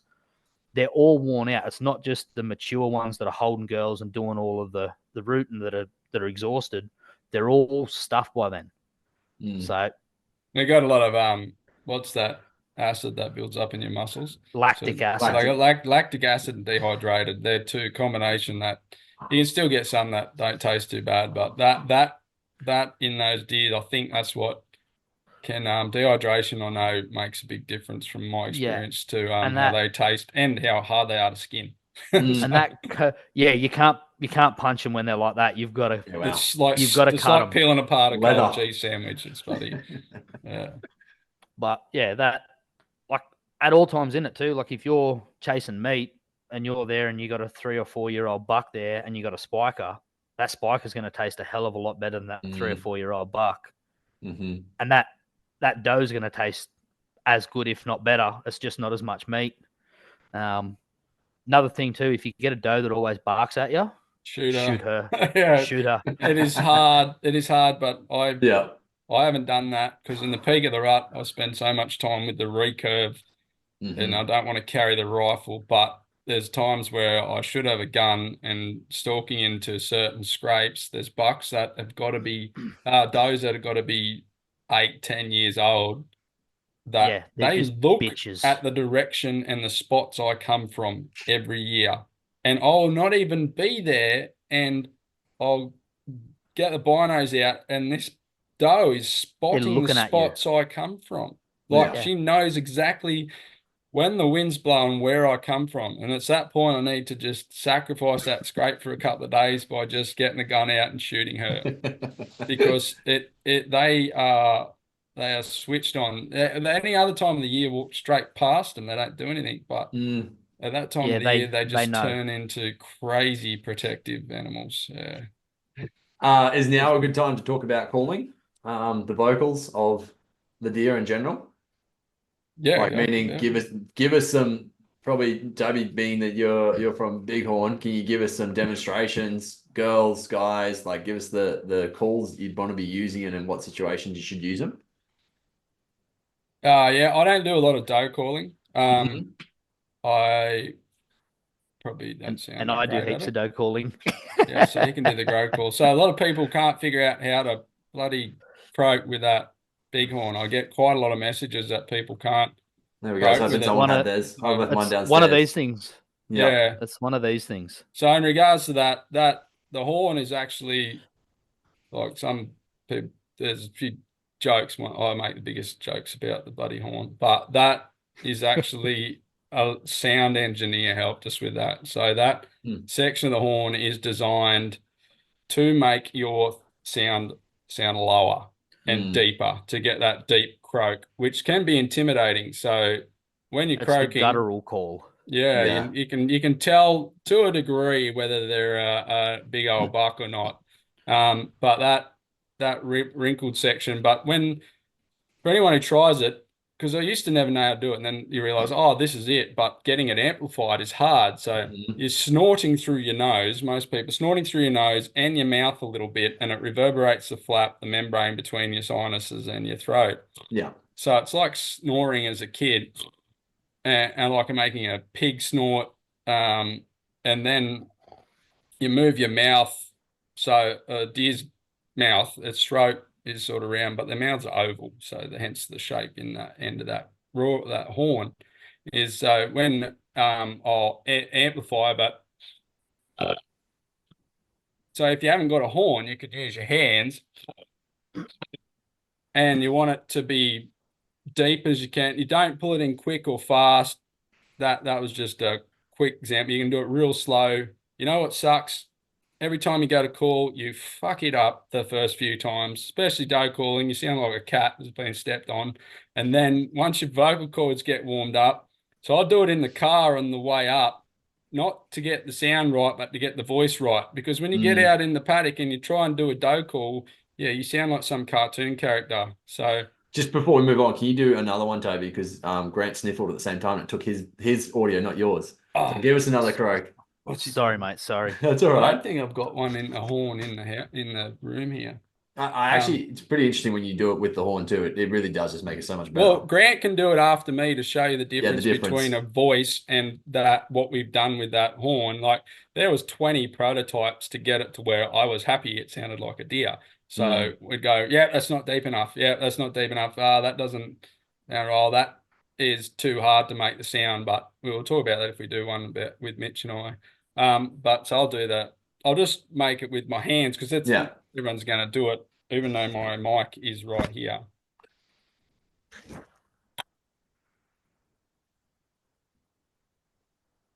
Did you hear that enough? No. We didn't hear it at all. You just move your hand again. It's like I'll just rub my hand. It was legit like you did nothing. You were just making faces. It was literally I think you're blanking when you put your hand there. You're blanking it. It's the microphone where it is. Yeah. And I put my hand over my microphone so I don't ruin it for everyone. So Toby doesn't spend the whole night here looking like he's gobbling on a big member. Get something on my chin. It's so bizarre. It's like it's picking it up as background noise. So it's actually not. Oh, so it's not working at all. It's not working at all. That's so odd.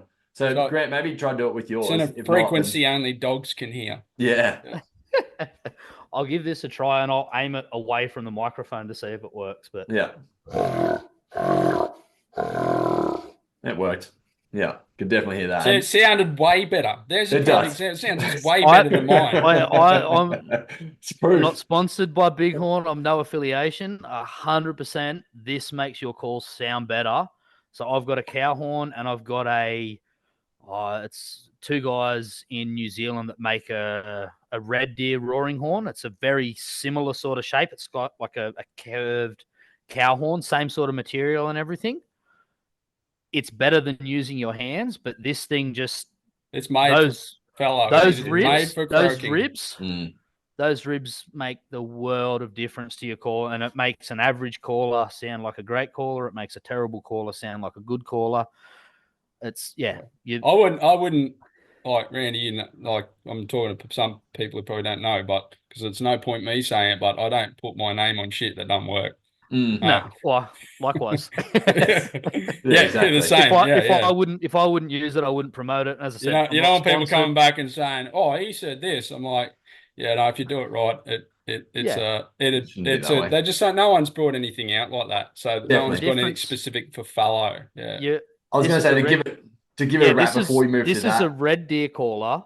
Well, you want to, I was going to say, just different. because I'd never actually done any sort of croaking at all. I'd heard it, I'd seen it, and that's kind of it. I'd seen people do it, and I was like, you know what, I'm going to give it a shot. Like, once I got my bighorn, I gave it a shot, and I was like, holy shit, like, that sounds so good. For someone who's never actually tried to croak or do it, I was like, I sound like a fucking deer. Like, it was pretty easily done. And one little thing, or a little tip that I've learned along the way too, if your sound's a little bit tweaky or it's a little bit off, put one finger and block one of your nostril cavities, and it changes the call completely. Like, because you're restricting the amount of air that pulls in through your nose, so it changes that frequency, that whatever it is, Toby said it before, that vibrates and moves and makes the sound. And you're actually like inhaling, you're not breathing out, or you're not, like, some people burp as well. That's another way of doing it. People burp, like they'll burp, like, and it works. I've seen deer turn, like they've literally got in the collar and gone burp, burp. And it, as dumb as it sounds, it works. Deer turn their head and, oh, I'll go up and have a look at that. Like, yeah, old mate told me, he goes, oh, I burped the deer, and I'm like, you fucking what? And he goes, oh, just like cut me hands like this, or I use a bit of he's using like a bit of 2-inch poly pipe just off the farm just to amplify. Because the good thing with this too, you can change your direction, right? So say you're on the fringe of the country and you've got a buck that's down below feeding, or he's doing whatever he's doing. You don't want to call directly at him. You want to call, you want to call behind you. You want to, like, even when we doe call, we put a hand over our face like this. It's not to stop, the movement of our mouth or to give that away. It's to redirect our call. So if I want the call to come to my left, I'll put my right hand up and spit the call out there. And likewise the other way. Sometimes I'll turn my head so the call's coming from behind me. Yeah. And another thing with these that's handy, any caller, walking through like a real heap of thick scrubber, if you start walking through like a heap of dry vegetation, crunchy. grab your caller, just do a few croaks as you're moving through, so you sound like a deer just moving through. Because then if they can't see or smell you, but they're hearing this movement, if it's a mob of cows move and then you hear moo. If it's a heap of sheep, they'll bar and carry on. At that time of year, you're a deer moving through. It's normally only 1 or 2 of you, so it's 2 or 4 feet on the ground. You start to sound a lot like a deer moving. And we've had deer come in to us going through thick shit. We've just pulled the caller out. Like Corey shot a cracker last year, and it was literally just, we heard some croaking up a gully. We're moving up, going through a real thick shit bit of scrub. And I went, we'll throw a few calls out while we're going through this thick stuff. About 50 meters of thick shit, we come out the other side and seen the tips of antlers coming to us. And it was those calls that had him, and we were sort of off. He caught us off guard. We weren't in a great spot. We just dropped to the ground. A tip or something like that. If you're in a semi-open spot, drop to the ground, because you're not creating such a big presence. Drop to the ground. You look a bit more like a shrub. If you're in somewhere where there's a lot of vertical trees, don't drop to the ground and look like a shrub. You want to stand up and stay tall and try and get near a tree and look as vertical as possible. Whereas if you're hunting a lot of low-lying dogwood, bulby scrub type stuff, drop down and look like that scrub, match the habitat you're in, sort of thing. So we got on that movement. I'll touch on that while you're going. So I've shot another couple of deer with. So if there's no girls around, there's a buck croaking in a gully, and you can't get a point to shoot. You can walk in to that scrub and start breaking little sticks, and they will come into you out of inquisitiveness, thinking that there's another buck walking through the scrub, like Randy said. So in that real peak rut period, don't worry about your footsteps as much as you would any other time. And so there was 2 years ago, I end up losing this deer. I am devoed on it because I had a bloke with me and he was spotting it from above me across the gully. So I had to drop down, saw it in the gully, come back up, couldn't get to it. So I ended up getting about 30 meters away, watching it smash trees up and carry on. And there's no doe cycling. This thing curled over a couple of inches, just this big box deer. So I'm like, yeah, this guy's a good deer. So I positioned myself, didn't call, didn't do anything because I knew I wasn't going to do a good enough call to at that distance so all I did was I knocked my arrow and then I started breaking twigs and then I'd rub them like against the tree beside me, like just slowly like a set of antlers coming through the timber. And he just slowly swayed his head and wobbled in, and then I shot him at 4 yards and he ran up the hill and then down into the next gully where the bloke spotting him lost sight of him. And of course, I shot him quartering on straight through here. I had no blood trail from him because I was shooting down on him. Yeah. So I had nothing. I had like 1 or 2 drops till he got in that thick stuff. And our mate lost sight of him. And I looked at every hunt after that. I go to that same guy. I still do it today. I'm waiting for a drought because I reckon when a drought comes, I'm going to find him 300 meters from where I found him, still lying there with an arrow in him. Yeah, that was one of those years I was pretty broken because I had a few like that. But normally I don't have anyone with me. But yeah, I'm like, you watch him because it was a prick of a spot. Anywhere that deer went was out of my sight. He was gone. So anyway, that trick of, like Randy's saying, the noise, if you're in those thick gullies, try that as well. Getting close and do a bit of breaking if you're worried about calling, because the wrong call can be the wrong call. Yeah, exactly. So, but we should know what Randy's doe calls sound like. So. Yeah. Oh, calling all bitches. No, that's Ian call. No, so I use a couple of different ones, but the basics just a very, I don't know, short, sharp mew type sound. You do 1, 2, 3 in short, sharp concessions. These work really good if you've got, say, a spike or a button head that's just milling around.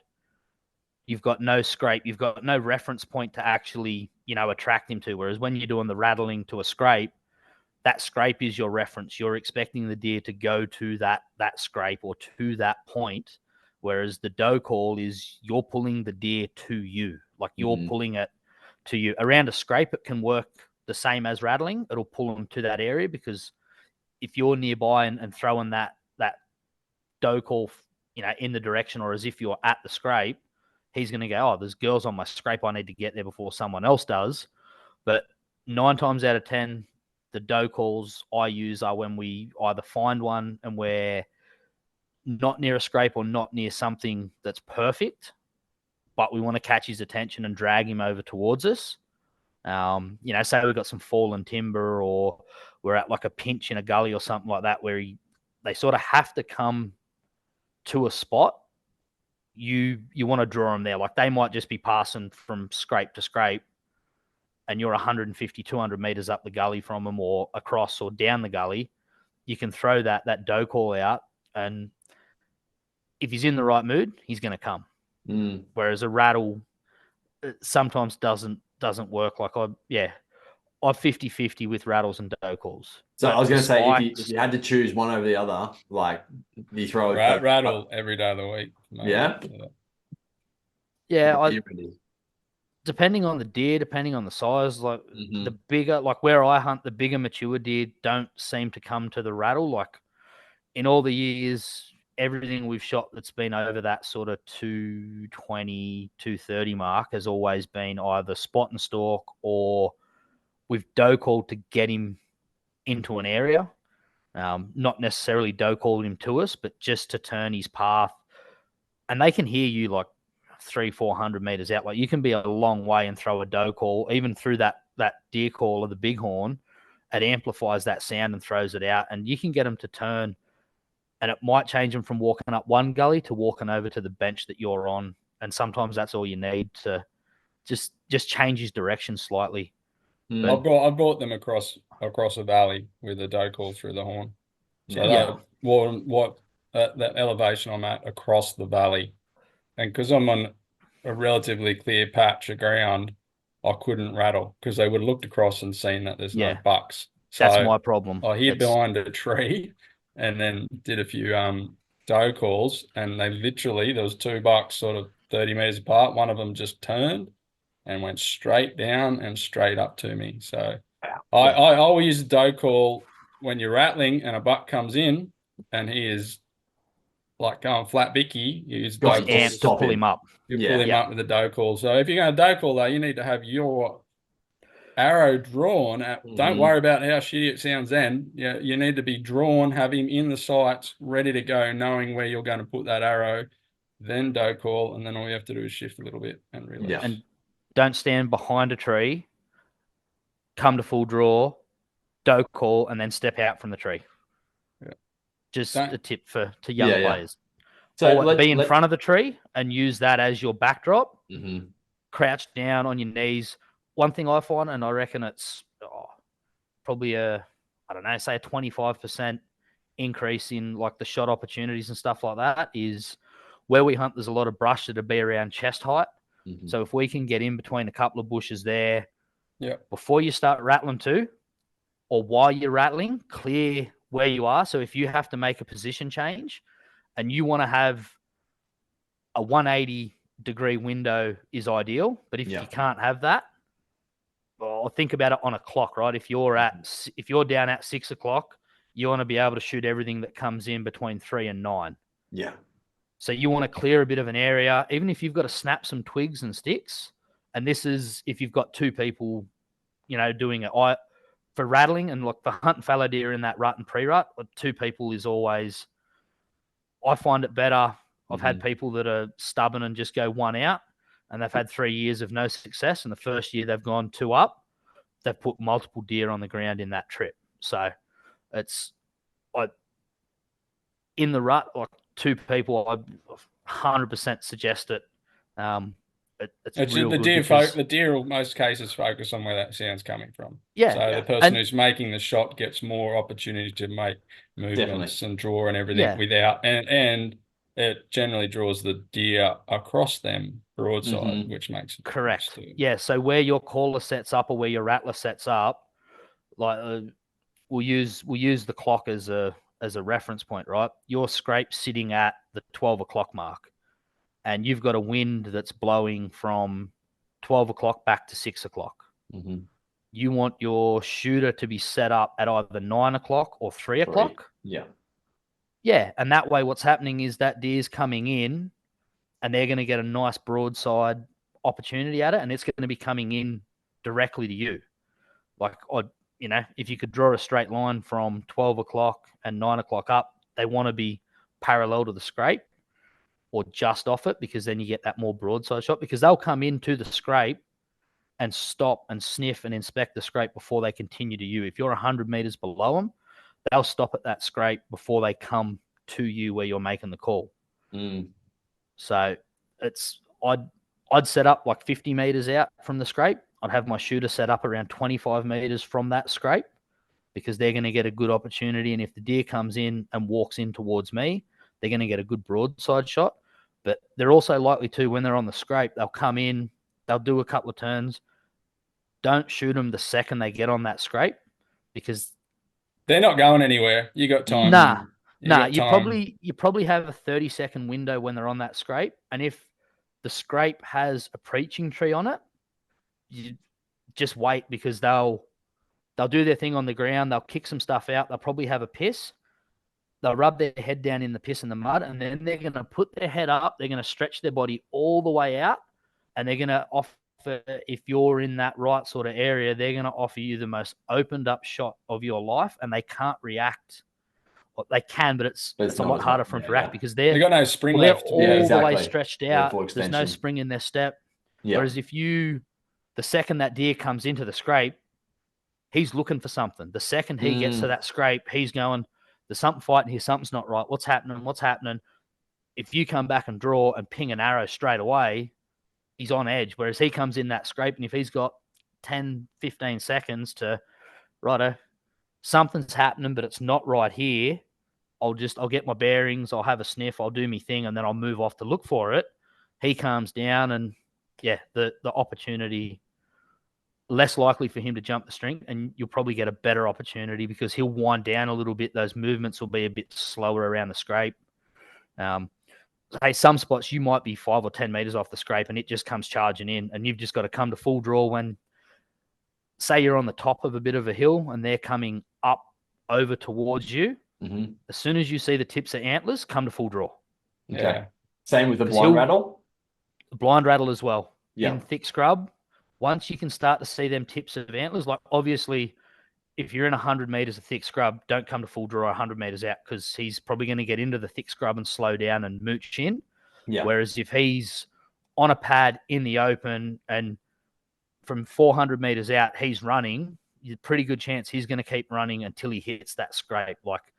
And they're crazy. They will sprint and at the scrape, literally like fucking put the brakes up and stop at the scrape.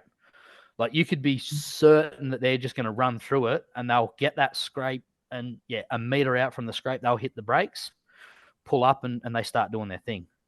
And be patient because I reckon as many times as they've come in, I've stood up and another one's come in 10 minutes. Yeah. Or I've waited 20 minutes and stood up face to face and going, shit. And then the deer's going, oh, shit. It's like, what are you doing here? And so it happens a lot. In regards to setup of a scrape, obviously wind is key. Would you prefer to be above or below? If you're on edge? Deer aren't, fallow deer haven't got predators that hunt them from above, unlike some of the other species of deer. So they not naturally looking above. Up. So you're always better off uphill Mm-hmm.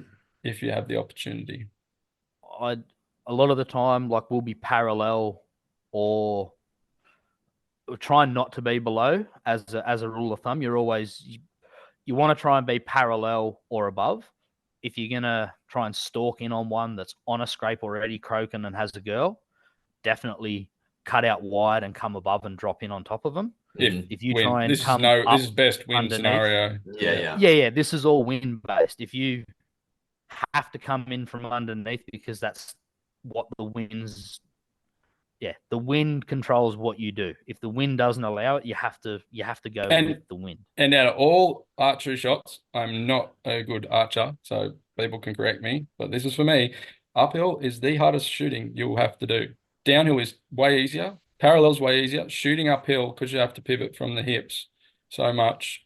It's just, I reckon more people would have to, if it's a steep uphill, it's a harder shot than downhill. Yeah. And you also have to understand the angles of the animals too, because you're not shooting at a level playing field. And same as when you're shooting above down onto them, like you have to be. Look at where your exit imagine where it's going to exit. You have to be shooting them high. Yeah. I aim for where the arrow is going to exit. That's how I aim at animals. Yeah. I never aim for. You pick your spot because you've done that quick calculation on where it's going to be, and also for the fallow, especially during that rut, while you're calling them in while they're on the string, you don't want to be shooting bottom third. Yeah. Like I wouldn't. I aim for the top of the heart because they're gonna drop. If they don't drop, you go through, you slice the top of the heart, you slice out all the arteries. It's game, set, and match. If they drop, they normally drop and lunge forward slightly when they drop. So you end up going up and you end up hitting the back of the lungs and liver. Another thing too, if you say you're doing that thing on the scrape where you bump it and it comes back in and you have a bad shot on that particular deer, don't go into the scrape, back out, give it 2 or 3 hours and come back into the scrape. You'll be there. Twice we leave your arrow wherever you leave your arrow there on the ground. Don't go looking for your arrow. Don't disturb the area. Literally back out the way you came in. Like if you've got a good enough memory, walk the same sort of path you came in, and unless the wind's changed again, obviously you don't want to throw scent all over it. Bail out, give it 3 or 4 hours, and come back. when you come back in, don't trudge in. Sneak in as if there's a deer bedded on that scrape at high alert, because we've had it where they've been back on the scrape and they're wounded and trudged in, and like they've been lying down, and through the binoculars you can hardly see any chest movement. You're like, oh sweet, he's dusted. You're at 50 meters and you start getting excited, and he gets up, gets a second wind, gets adrenaline, runs off, and you never find it again. Yeah. Sneak in. As you're sneaking in, keep an eye on him, and if there is a 0.5% doubt that he could still be alive, run a second arrow into it. Mm-hmm. And Dead's always, good, dead is better. Always knock. So when you rattle and you bring a deer in like that, you're in most of the situations I've had, the first arrow is a definite surprise to that animal. Yeah. And don't stand there and think, even if you hit it, and don't try and watch. If you got someone else there, their job is Just to watch that Just to deer. watch. Mm-hmm. Because you want to get an arrow back on that string as quick as possible. Because especially with the curve, I have got at times multiple shot opportunities. So if I've had a deer I've shot and it didn't know it was shot, and it sort of stood there, so I didn't move. I waited till its ass wobbled and it fell over, and that may happen. You shoot it and you're like, I'm not sure if I hit it. Just hit it again, and you will get it if you can knock it. In that time, it skips out to the 30-meter mark, and you got an arrow knocked and drawn back. Mm-hmm. It'll stop, look back. Just as it's about to look back, you hit it again. It's a safety, or you're ready. Or if you didn't hit it at all, if you miss straight away, which is super hard as a hunter, especially beginning, I'm really practice at missing. So don't get disheartened and feel down. Just say, oh, that was just a warm up. Jam another arrow on there straight away and get ready, but know your distance too, because a lot of people miss on the second. Especially calling them in, like they come running in, and a lot of times too, if you've got like top country and stuff like that, quartering on and front on shots are a part of shooting deer in the rut when you're rattling them in for the fallow. Sometimes you'll get a shot and they come in and you're aiming dead center of the chest, and they react and they turn slightly. Their shoulder blade is really good at deflecting that arrow off down the side of them. Mm-hmm. So that arrow hit like on that point of the shoulder, deflect off. They'll stop, turn inside out, go back, and I'd bet me left nut that they'll, between 25 and say 32 meters, they'll stop almost like ass on a quartering away, and then turn the front half of their body and look back over at you. You need to have the arrow on the string and already be sending it before it's turned its head to look back at you. Like the second it's pulled up and stop motion and they start to turn and they look back, and I call it balking. You need to have that arrow on the way as they're just starting to do that turn back sort of thing. Because you've already hit this animal and wounded it. So Joel Turner does he talks about this in his when he's bugling in herd bulls. He will pull them in till they're right on top of him, and then he draws. And the draw is what spooks the animal, and it steps away, and then he says he does his yell, or he yells and calls.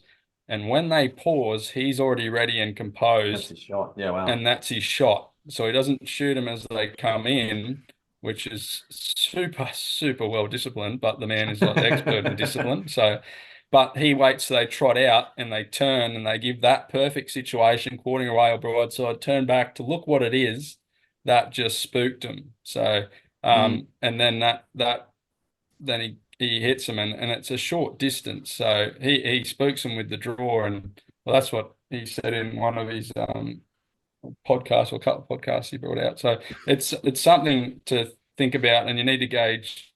Everything needs to be taken into consideration in those times. Yeah. And also, if this is your first rut, you're not going to get all of this down pat the first time. Like, it's just not going to work that way. Don't be too hard on yourself. Like there's. Or your second run, or your third, or your 13th, or your 27th. Like we're still, like, every year I still learn different things, and definitely, there's so much shit there. But that turning and balking, if you come to draw when they're looking at you, don't even bother sending the arrow because they're already onto you. They know you have to be the second that arrow is released on that first shot and it's spooked, you have to be arrow on and at full draw.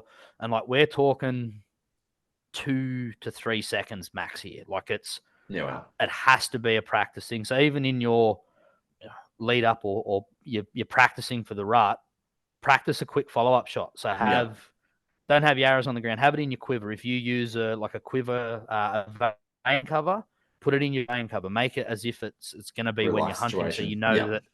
Yeah, you've got to pull it out, drop it down, and then yank it out of that vein cover, spin it around, put it on, and clip it on. Mm-hmm. Get back to full draw as quick as you can, and then settle yourself and start to execute that shot. Because it's good for everything. It's good for ethical Definitely. kill. Yeah, you may not lose your animal. You may get it. It could be the difference for a whole lot of reasons. Yeah. Hey, two lots of holes is better than one lot of hole. Yeah. Also, in saying that, if it comes in, you spook it, you don't actually get your first shot off, and it's out at 30, and you're not 100% confident in the shot, and it's aware of you. It's a hard thing to have, but you'll never regret a shot you don't take over a shot that you do take. Oh, yeah. Definitely. Yeah, if you hit that thing in the butt, mm-hmm. yeah, you're going to feel real bad. And if you're hunting with good mates, they will never let you forget it either. Yeah. They will constantly remind you that you flagpoled that once in a lifetime. And the deer you miss or the deer you wound always seem to grow like 30 to 40 Douglas points as well. Like you could have a stick. Biggest deer you've ever shot at. Yeah. That's right. Biggest deer in the world. It's a new world record. Like if you, if that's well, I mean, that's only if you hunt with good mates. Within saying that as well, so what is maybe a comfortable distance? I know this is very, very based on how the deer is, like how its alertness is, if it's aware of you or not. But what has been kind of your experiences regarding deer jumping the string, maybe being aware and not being aware, like distance wise? If you can keep your shots under 20 meters when you're calling them in, you're pretty happy. Look, they still react. Like, don't get me wrong, they still react. Smithy put a video up the other day of a doe that he took a shot at, and like that's exactly what happens in the rut. So that's why that aiming down low assists, because you're aiming at that top of the heart lung area. If it drops, you're still sailing into the middle of the lungs. If the deer doesn't drop, you're basically dead on its feet if you're hitting that top of the heart and all those main arteries that feed the body. But yeah, I like to keep shots on the deer when they're coming in at 20 meters. If you can read the situation well, you can probably push it out to 25. I think one Corey shot last year was front on, was 27 meters. He's shooting a pretty fast bow, like a 280 feet per second arrow. Where his point of impact was to the point that he was aiming at was 7 inches different. And it's only that it was front on and he turned away, not into the arrow, that it comes straight down the side of its neck and took out the top of like the slight angle cut of one lung, the back of the other lung. It went 40 yards up the hill and was dead on its feet. Like absolutely railed this thing. But if it had turned the other way, it would have been a different story. So yeah, that's using like a fast bow. That's someone that's confident in taking shots under pressure. So if it's your first rut and you've got one coming in at 30 yards, I wouldn't recommend, because it's going to end up in heartbreak for you. Yeah. And in the other time, speaking from stupid experience with this, don't let them get too close. So I've shot several deer at like 2 meters, like just off the end of the arrow, straight through that no man's land above their lungs and below their spine, because they're that close.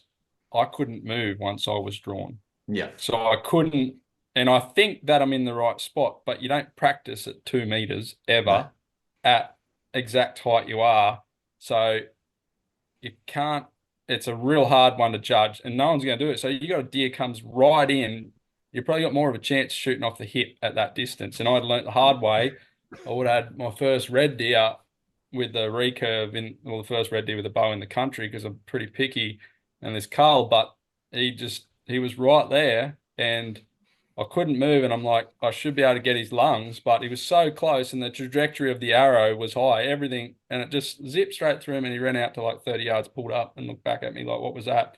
And then just slowly walked off up the ridge. Like, and that's happened with a couple of fallow as well, and it's and like you think you're making it right, but at that close distance, unless you stand and shoot at a target at 2-3 meters, even up to 5 meters, it's super hard if the deer's on top of you to move that arrow down and get in the right spot. So I've shot most of the I had plenty of animals close, but most of the deer I shoot are between 5 and 20. Yeah. So and it's like with a recurve, a really premium range is 10 and 15. That's like the optimum range. It's for me, it's a really good range. But any closer than that, and they're aware of you. So and then with the compound, my longest shot, which was super planned, that day I'd shot. It's a really good buck. It's 230 something, massive big palms, and I forgot my release aid, so I just took the camera. But then I remembered I had my release. I sat off him. I got into the last tree I could possibly get close to the tree he was sitting under, and it's 32 yards. And it's the longest shot. I've matched it with the recurve, but I didn't actually know it was 32 yards with the recurve. I just shot on instinct and nailed it. But this buck was sitting there, and I waited that out. I know that when you got deer bedded, they will stand up and then reposition and then sit back down, and it can be 40 minutes. There's sort of a good one when they're in the sunlight. They'll do it. They get a bit uncomfortable. Some stay longer than that, but it's 40 minutes, an hour. They will get up and reposition. So I sat at that, and he stood up and he stretched, and he swung his head behind the tree. So the deer will move on several different things. One, the slap of your string on your bow, the movement of your bow, the whistle of the vanes on your arrows coming at it, or the corner movement of that. If you're shooting it quartering away and it can see the arrow coming, they'll pick up the arrow coming at them. If there's no sound, they'll just pick up that peripheral movement. So I waited till he swung his head behind that tree, and he was quartering onto me, but I knew that there's no way. He's not hearing anything. He's not seeing anything. The sun's in his eyes too, because the sun's, it's a mid-morning. It's coming straight down on him below the tree, and I sent it. He didn't move a millimeter, and he made it like 5 meters. It drilled him. I was ecstatic. I was ringing everybody, freaking out. So it was the situation is everything. I think it's one of the muley hunters. I couldn't tell you who it is. He won't shoot his deer at anything under 60 yards. He says because, and he kills bulk muleys every year, but they can't hear his shot. They can't see the movement of his bow or anything like that. The only thing they've got going for him is hearing the arrow coming or seeing the arrow coming. So he swears by that, shooting that far, but it's not. There's too much room for movement. So your best bet is like under 30 is a very safe distance. And again on that like Smithy does heaps on this. He's like he gives the best explanations on behavior and when you should take the shot. So I was shooting a chittle when I was in the compound days, and I was waiting for the wind gusts in the trees, and I shot a doe at 30 yards or something. I'd shot at 3 stags before this. One of them was bedded at 23 yards, and he got out of his bed before the arrow got there. So I was like, I'd learnt by now. And bastards. He fully sitting there, and he was fully standing on his feet by the time the arrow hit right where I was aiming. They turn inside out. I had them drop and duck at 10 yards. They just So play your environment. So windy days are spectacular.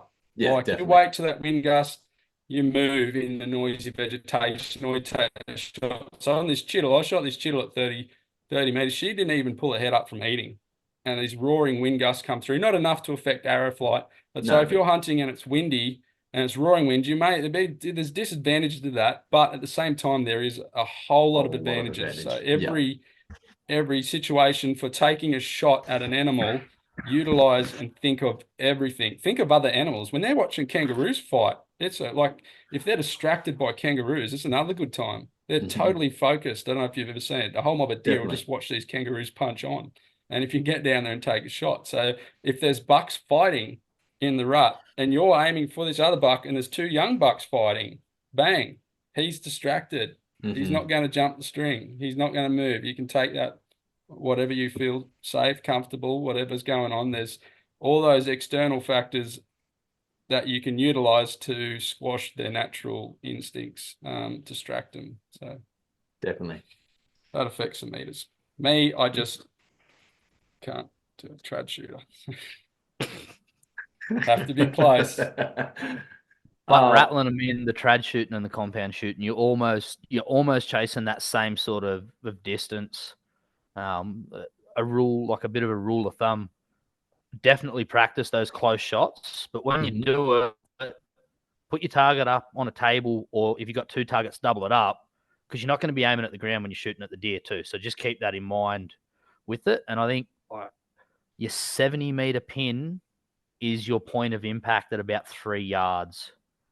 And shoot off your knees. You shoot, shoot off your knees. Hundreds of thousands of deer are shot off the knees, and I could say half of my deer are shot off my knees. Practice off your knees, because if you shoot a recurve, it'll hit the fucking ground and fuck your shot up. Yeah, or ask my brother, when you shoot with the compound, when you're sitting down with your legs like out, don't have the limb over one of your legs, because you'll take the shot. Well, it bounces down, it tilts the bow forward, and it shoots the arrow in the dirt straight in front of the deer. And you have like a 230, 240 model deer at 15 yards looking at you like, what the hell is wrong with you? I gave you the opportunity. And that was literally just, oh, mate, it was, still, like, I know the spot. I could go back and sit at the spot. I can see the pad. I can see this deer. We watched him 3 days walk out the exact same way every afternoon to his thing. And I went, let's go and get here. There's a big-ass rock just there that'll give you cover while he's coming down. There's a set of trees he walks through. Like, this is just one of those spots. The wind always draws down this gully in the afternoon. Like, it's just there's all potential. You're going to shoot your deer there in a couple of weeks, Matt. It's just one of them spots. Yeah. So remembering when you're picking spots too, these deer, especially the does, they live there. That doe could have lived there for 8 years.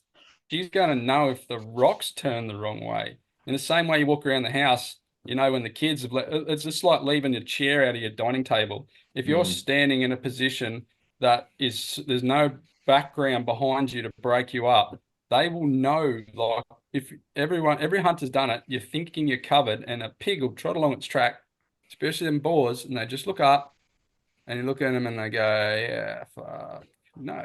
And then they Not just... today, buddy. That is them going, something's changed in my environment. And the deer will do it. The does will do it more than anything. They will pick a change in their environment. So you need to be well aware of what's behind you, as well as what's in between you and the deer.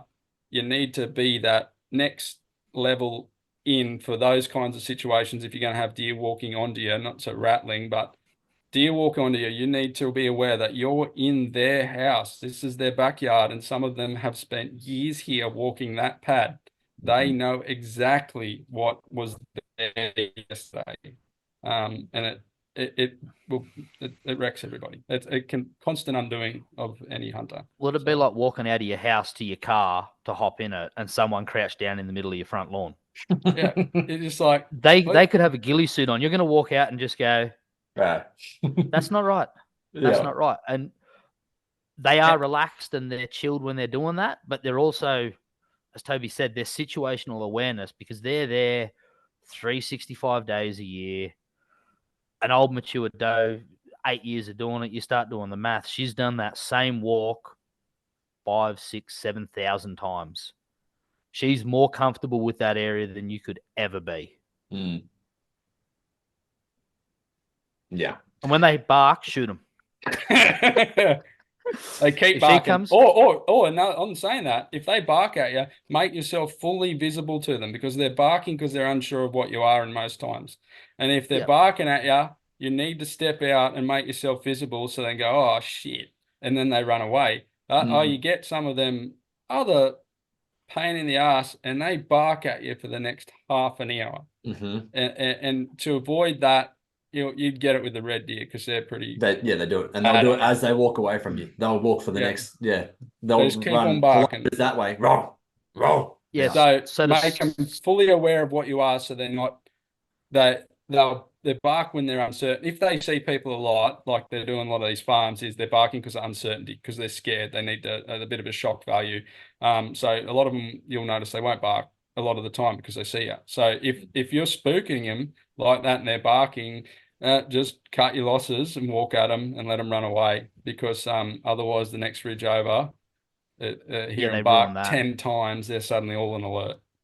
See, I'll range, arrow, draw back, stand up, and she'll still stand there and bark and just. Oh, mate, if they're under 40 and they're barking like pork chops, they're copping an arrow. I don't care if it's the first part of the hunt. I hate them barking. It's like, my pet peeve. So you want to throw your bow at the ground. If you're a doe and you bark and you're within 40 of me, you're going to cop an arrow. That's just how it works. Well, what have we not hit about the rut? We haven't got a post-rut yet when they're worn out. Okay. So when this is a cream, this is a good time. So there's also a second rut. Don't ruin all the joy here, Toby. Don't tell everyone the good parts.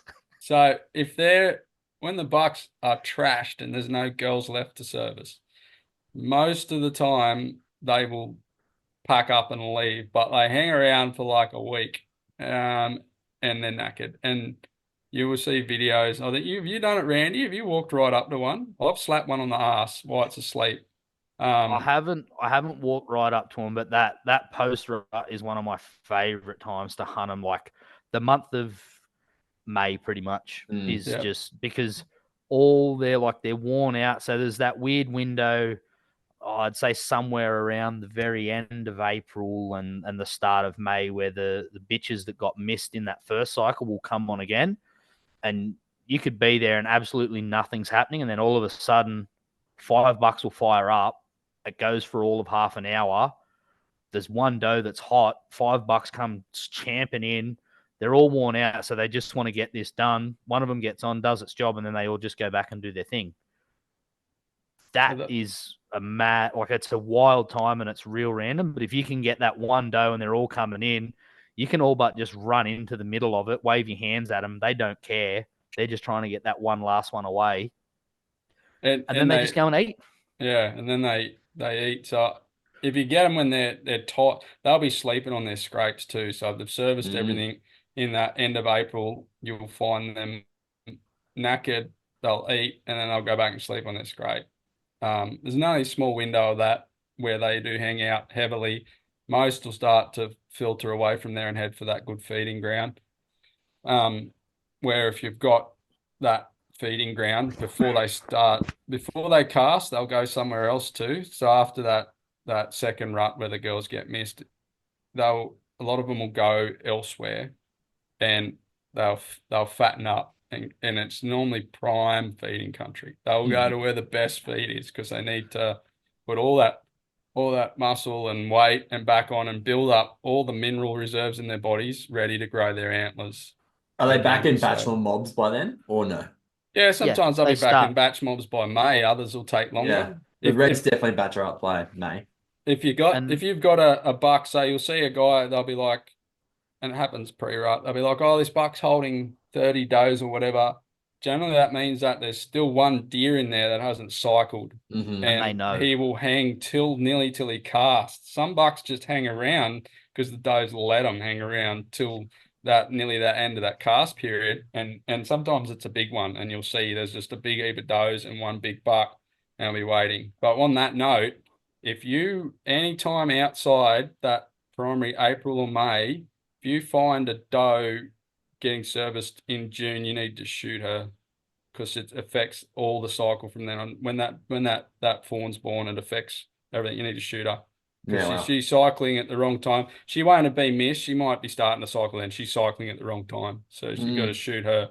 And if she has a buck, his hormone sequence will be out as well. I don't know how far, but you got to shoot her and a fawn, and you just do it. And the same as last year in the rut, there was a fawn, tiny fawn, like 3 weeks old, and a doe, so they copped it. Because they can't have them. They throw the whole sequence out. So Samba used to have like a set breeding time of the year. Now they sort of go all over, and there's someone else can explain all the reasons for that because I don't know. But they were relatively September, I think it was October. That time period, a lot of them would breed in that period, but over time it scattered, and I don't know if it's along that lines or that. Anyway, that's fascinating though. Yeah, makes sense. So you want to eliminate anything that behavior outside of the rut needs to go. One, it's just better for us hunting wise. Two, when your bucks at the end of the rut, so a buck will cast its antlers when its testosterone levels reach a low set point. So the earlier it casts, the sooner it starts to grow, the more growing time, the bigger the antlers. So if you've got does that aren't getting cycle and they're cycling later, that's holding his testosterone levels higher for longer. So he's going to hold his antlers longer and cast later and give him a shorter period to grow in. So he'll have less good next year. He won't have as good, or he'll be lesser quality. So on those numbers too, those 2 3s. So there's a couple of guys spoke to regards to deer farms. So they only hobbyist deer farms. So they'll have a buck that's a 4-year-old buck. I forget what it was telling me. He's got like it's a 240.4-year-old, like it's this massive Hungarian thing. So he decided it's at an age he'll put it in and breed with his does. And I think the next year, because he serviced his entire herd with that buck, the next year his antlers were back to 220. It depleted him so massively that he couldn't recover from that to grow out. So then the next year he cycled and gave a few bucks a chance at breeding with the herd. So he put him in for 5 days or whatever and put another one in. I'm not sure if he separated the herd. But so if you've got each buck's got 20 or 30 does, or it could be at 100 or whatever, you're never going to get your antler growth either because they're going to be hanging on so much. But if a buck's only got to service 5 or 6, he can do it in 2 days. So if every doe gets serviced in a week's period, those boys are going to drop their antlers way quicker, and then they're just going to start growing. So we saw it.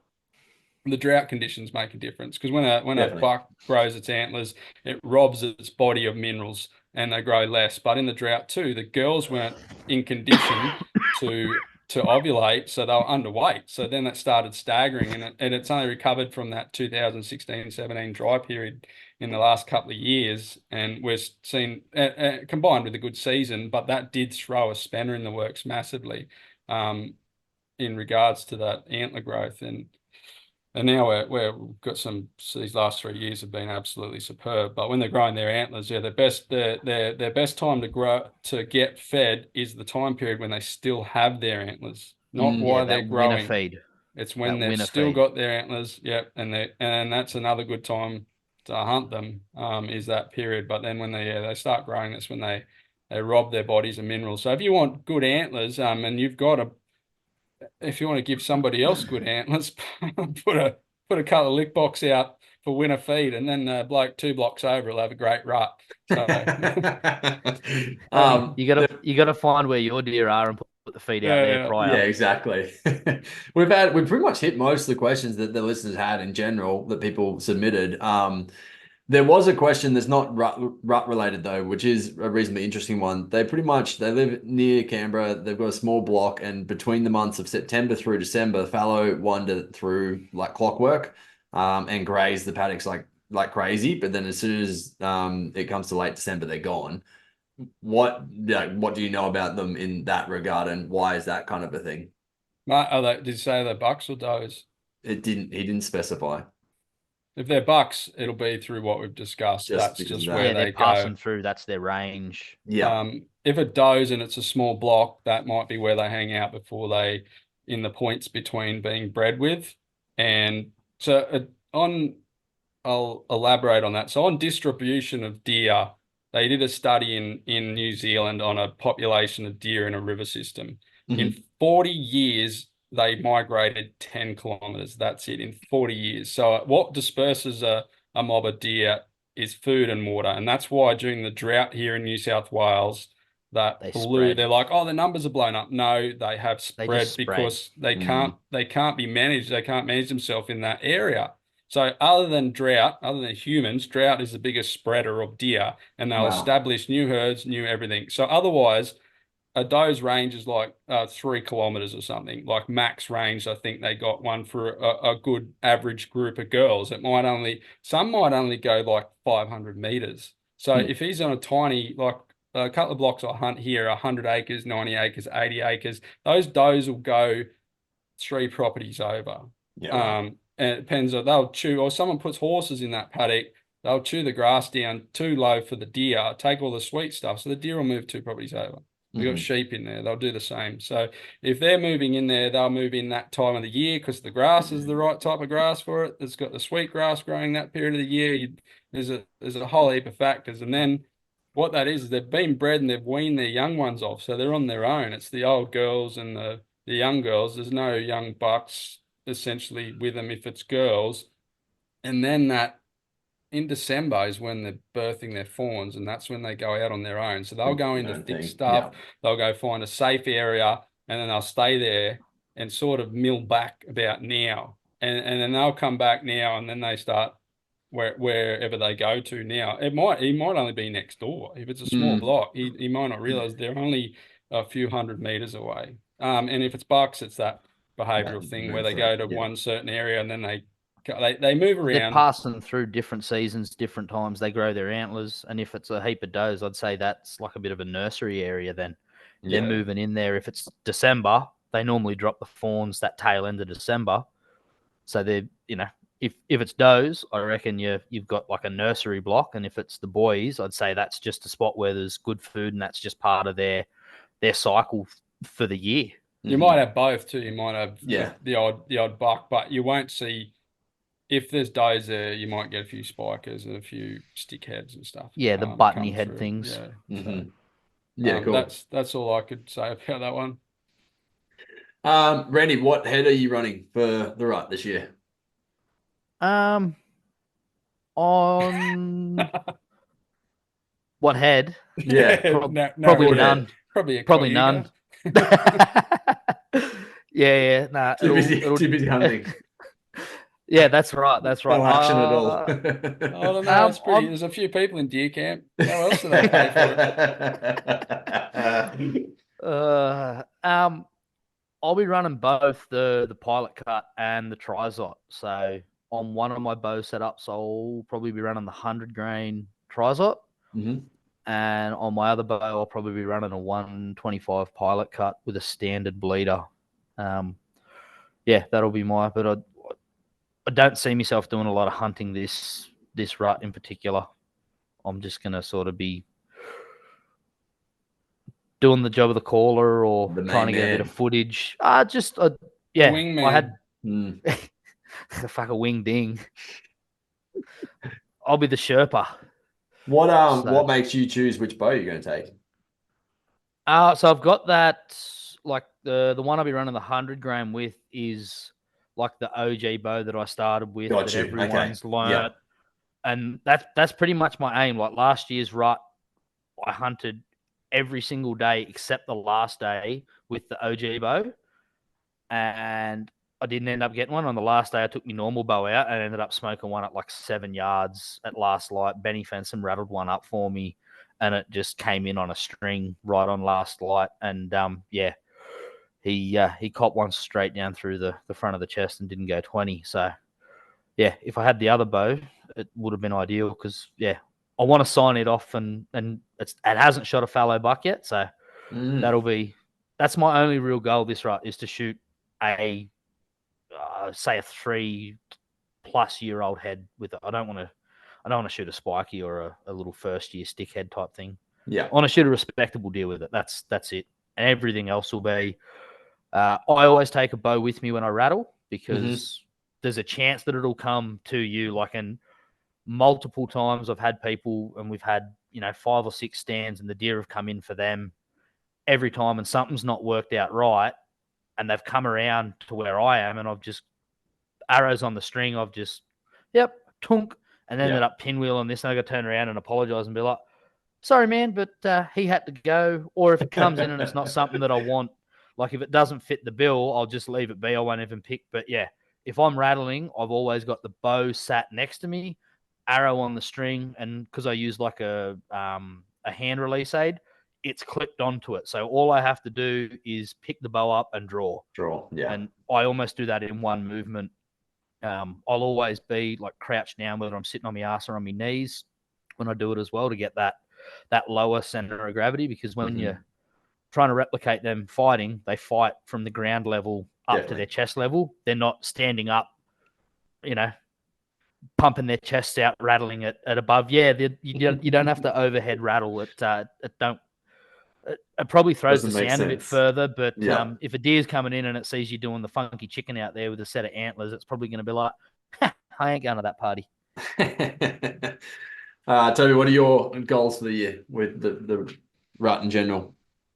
I might get the longbow out at the start of the year. Last year I ticked off the goat and bore with it. So I did have it this year, but they give me tennis elbow and I still got it. Oh. So I've got tennis elbow and bursitis in the shoulder. So I'm not putting many reps through the bow at all. So I'm just going to get even better at stalking and practice my 2-meter shots. So, but I had a couple of dry years there. I had a few blokes come in and I didn't get any deer or anything I was aiming for the couple of years. And last year I had a great year. Got pre-rut, mid-rut, peak rut, and post-rut with the PB with the curve. So wow, I'm going to try with the recurve. I've shot a few good ones with the rifle because they're stonkers, but I normally take both, but I just shot that pre-rut velvet guy, so I probably won't take that. And I might carry both bows. I might carry the longbow and the recurve, but people who say, I don't know what happened, but people who say, I might be just longbow I'm shooting, people who say they shoot beautifully are fucking twisted. Like, they shoot like shit. They are uncomfortable, like the handle, everything about them after shooting one of South Cox's recurves. That's like I don't even know I'm shooting it or carrying it. It is an extension of my body, but shooting the longbow is a challenge in shooting it itself. So I would like to shoot any deer with the longbow. I've just got to be disciplined enough just to take that for the entire year. But I never know what's going to show up. So I'm like, do I take both? It's an eternal battle with you, like Randy would know. It's just, you never know. I don't want to have the stinking longbow, and for the first time in years, I get a shot opportunity at a really good red in a really good position, and it's at 25 yards, and I'm not shooting that with the longbow. Longbow's 10-meter territory. So, I do hope to get a deer with the longbow, and then I can sell it. Be done with. Wiped clean. That's awesome. The only thing I can say, Toby, if you want to shoot something with the longbow, you got to leave the recurve at home, eh? Yeah, I will have to. Yeah, because you literally when I tinkered. When I tinkered with the trad bow for a bit, if I took both, I'd always pick the compound up, because it's just it's a security thing. And then people that are converting from a rifle to a bow, if they take a rifle and a bow, 9 times out of 10 they're going to grab the rifle because of that security. And I'm too much of a busted asshole to shoot at a deer with a recurve bow, so that's why I ordered a trad bow. You got to give yourself no choice, which is why I went to the recurve, is because I was getting target panic. I was shooting at stuff at distances I shouldn't, and which is only like, I think I shot something at 43 yards. I shot it, but other things I was shooting at missing completely. I was like, you're just an idiot. And with the target panic thing, I'm like, I left me release aid at home. I'd leave this. I'd get a string through the peep sight. I derailed me bow twice and just all that. I'm like, I've done and you guys know with a compound, if you're shooting a compound, the back of your mind always has something to blame. It's like, is the sights right? Is the D-loop right? Is the rest right? Is the release right? Is everything right? This string, it is me. Like, it is just me. I make the fuck up every single time. It is never anything else. And I like being given no option. And people often don't talk. I talk about it all the time. I make a lot of mistakes, and that's what people I miss as much as anyone else does. So it's just I'm pretty vocal about it. But I like that for that reason. And like you say, Randy, I need to just take the longbow, and I need to gather everything I know and use as much of my knowledge and just well, it took my last buck I spotted last year, the PB buck. I spotted it, I think 5 days prior and hunted it for 5 days till I caught it fighting was the only time I could get near it. So it took me 5 mornings in a row of sitting off the bloody thing for like 2 hours. Then I'd try and get in. He never saw me once. He never even saw me to this point. Only the does and some other satellite bucks saw me. Just never had the opportunity. But if it's going to happen with the longbow, regardless of what it is, I need to carry it for multiple days in a row.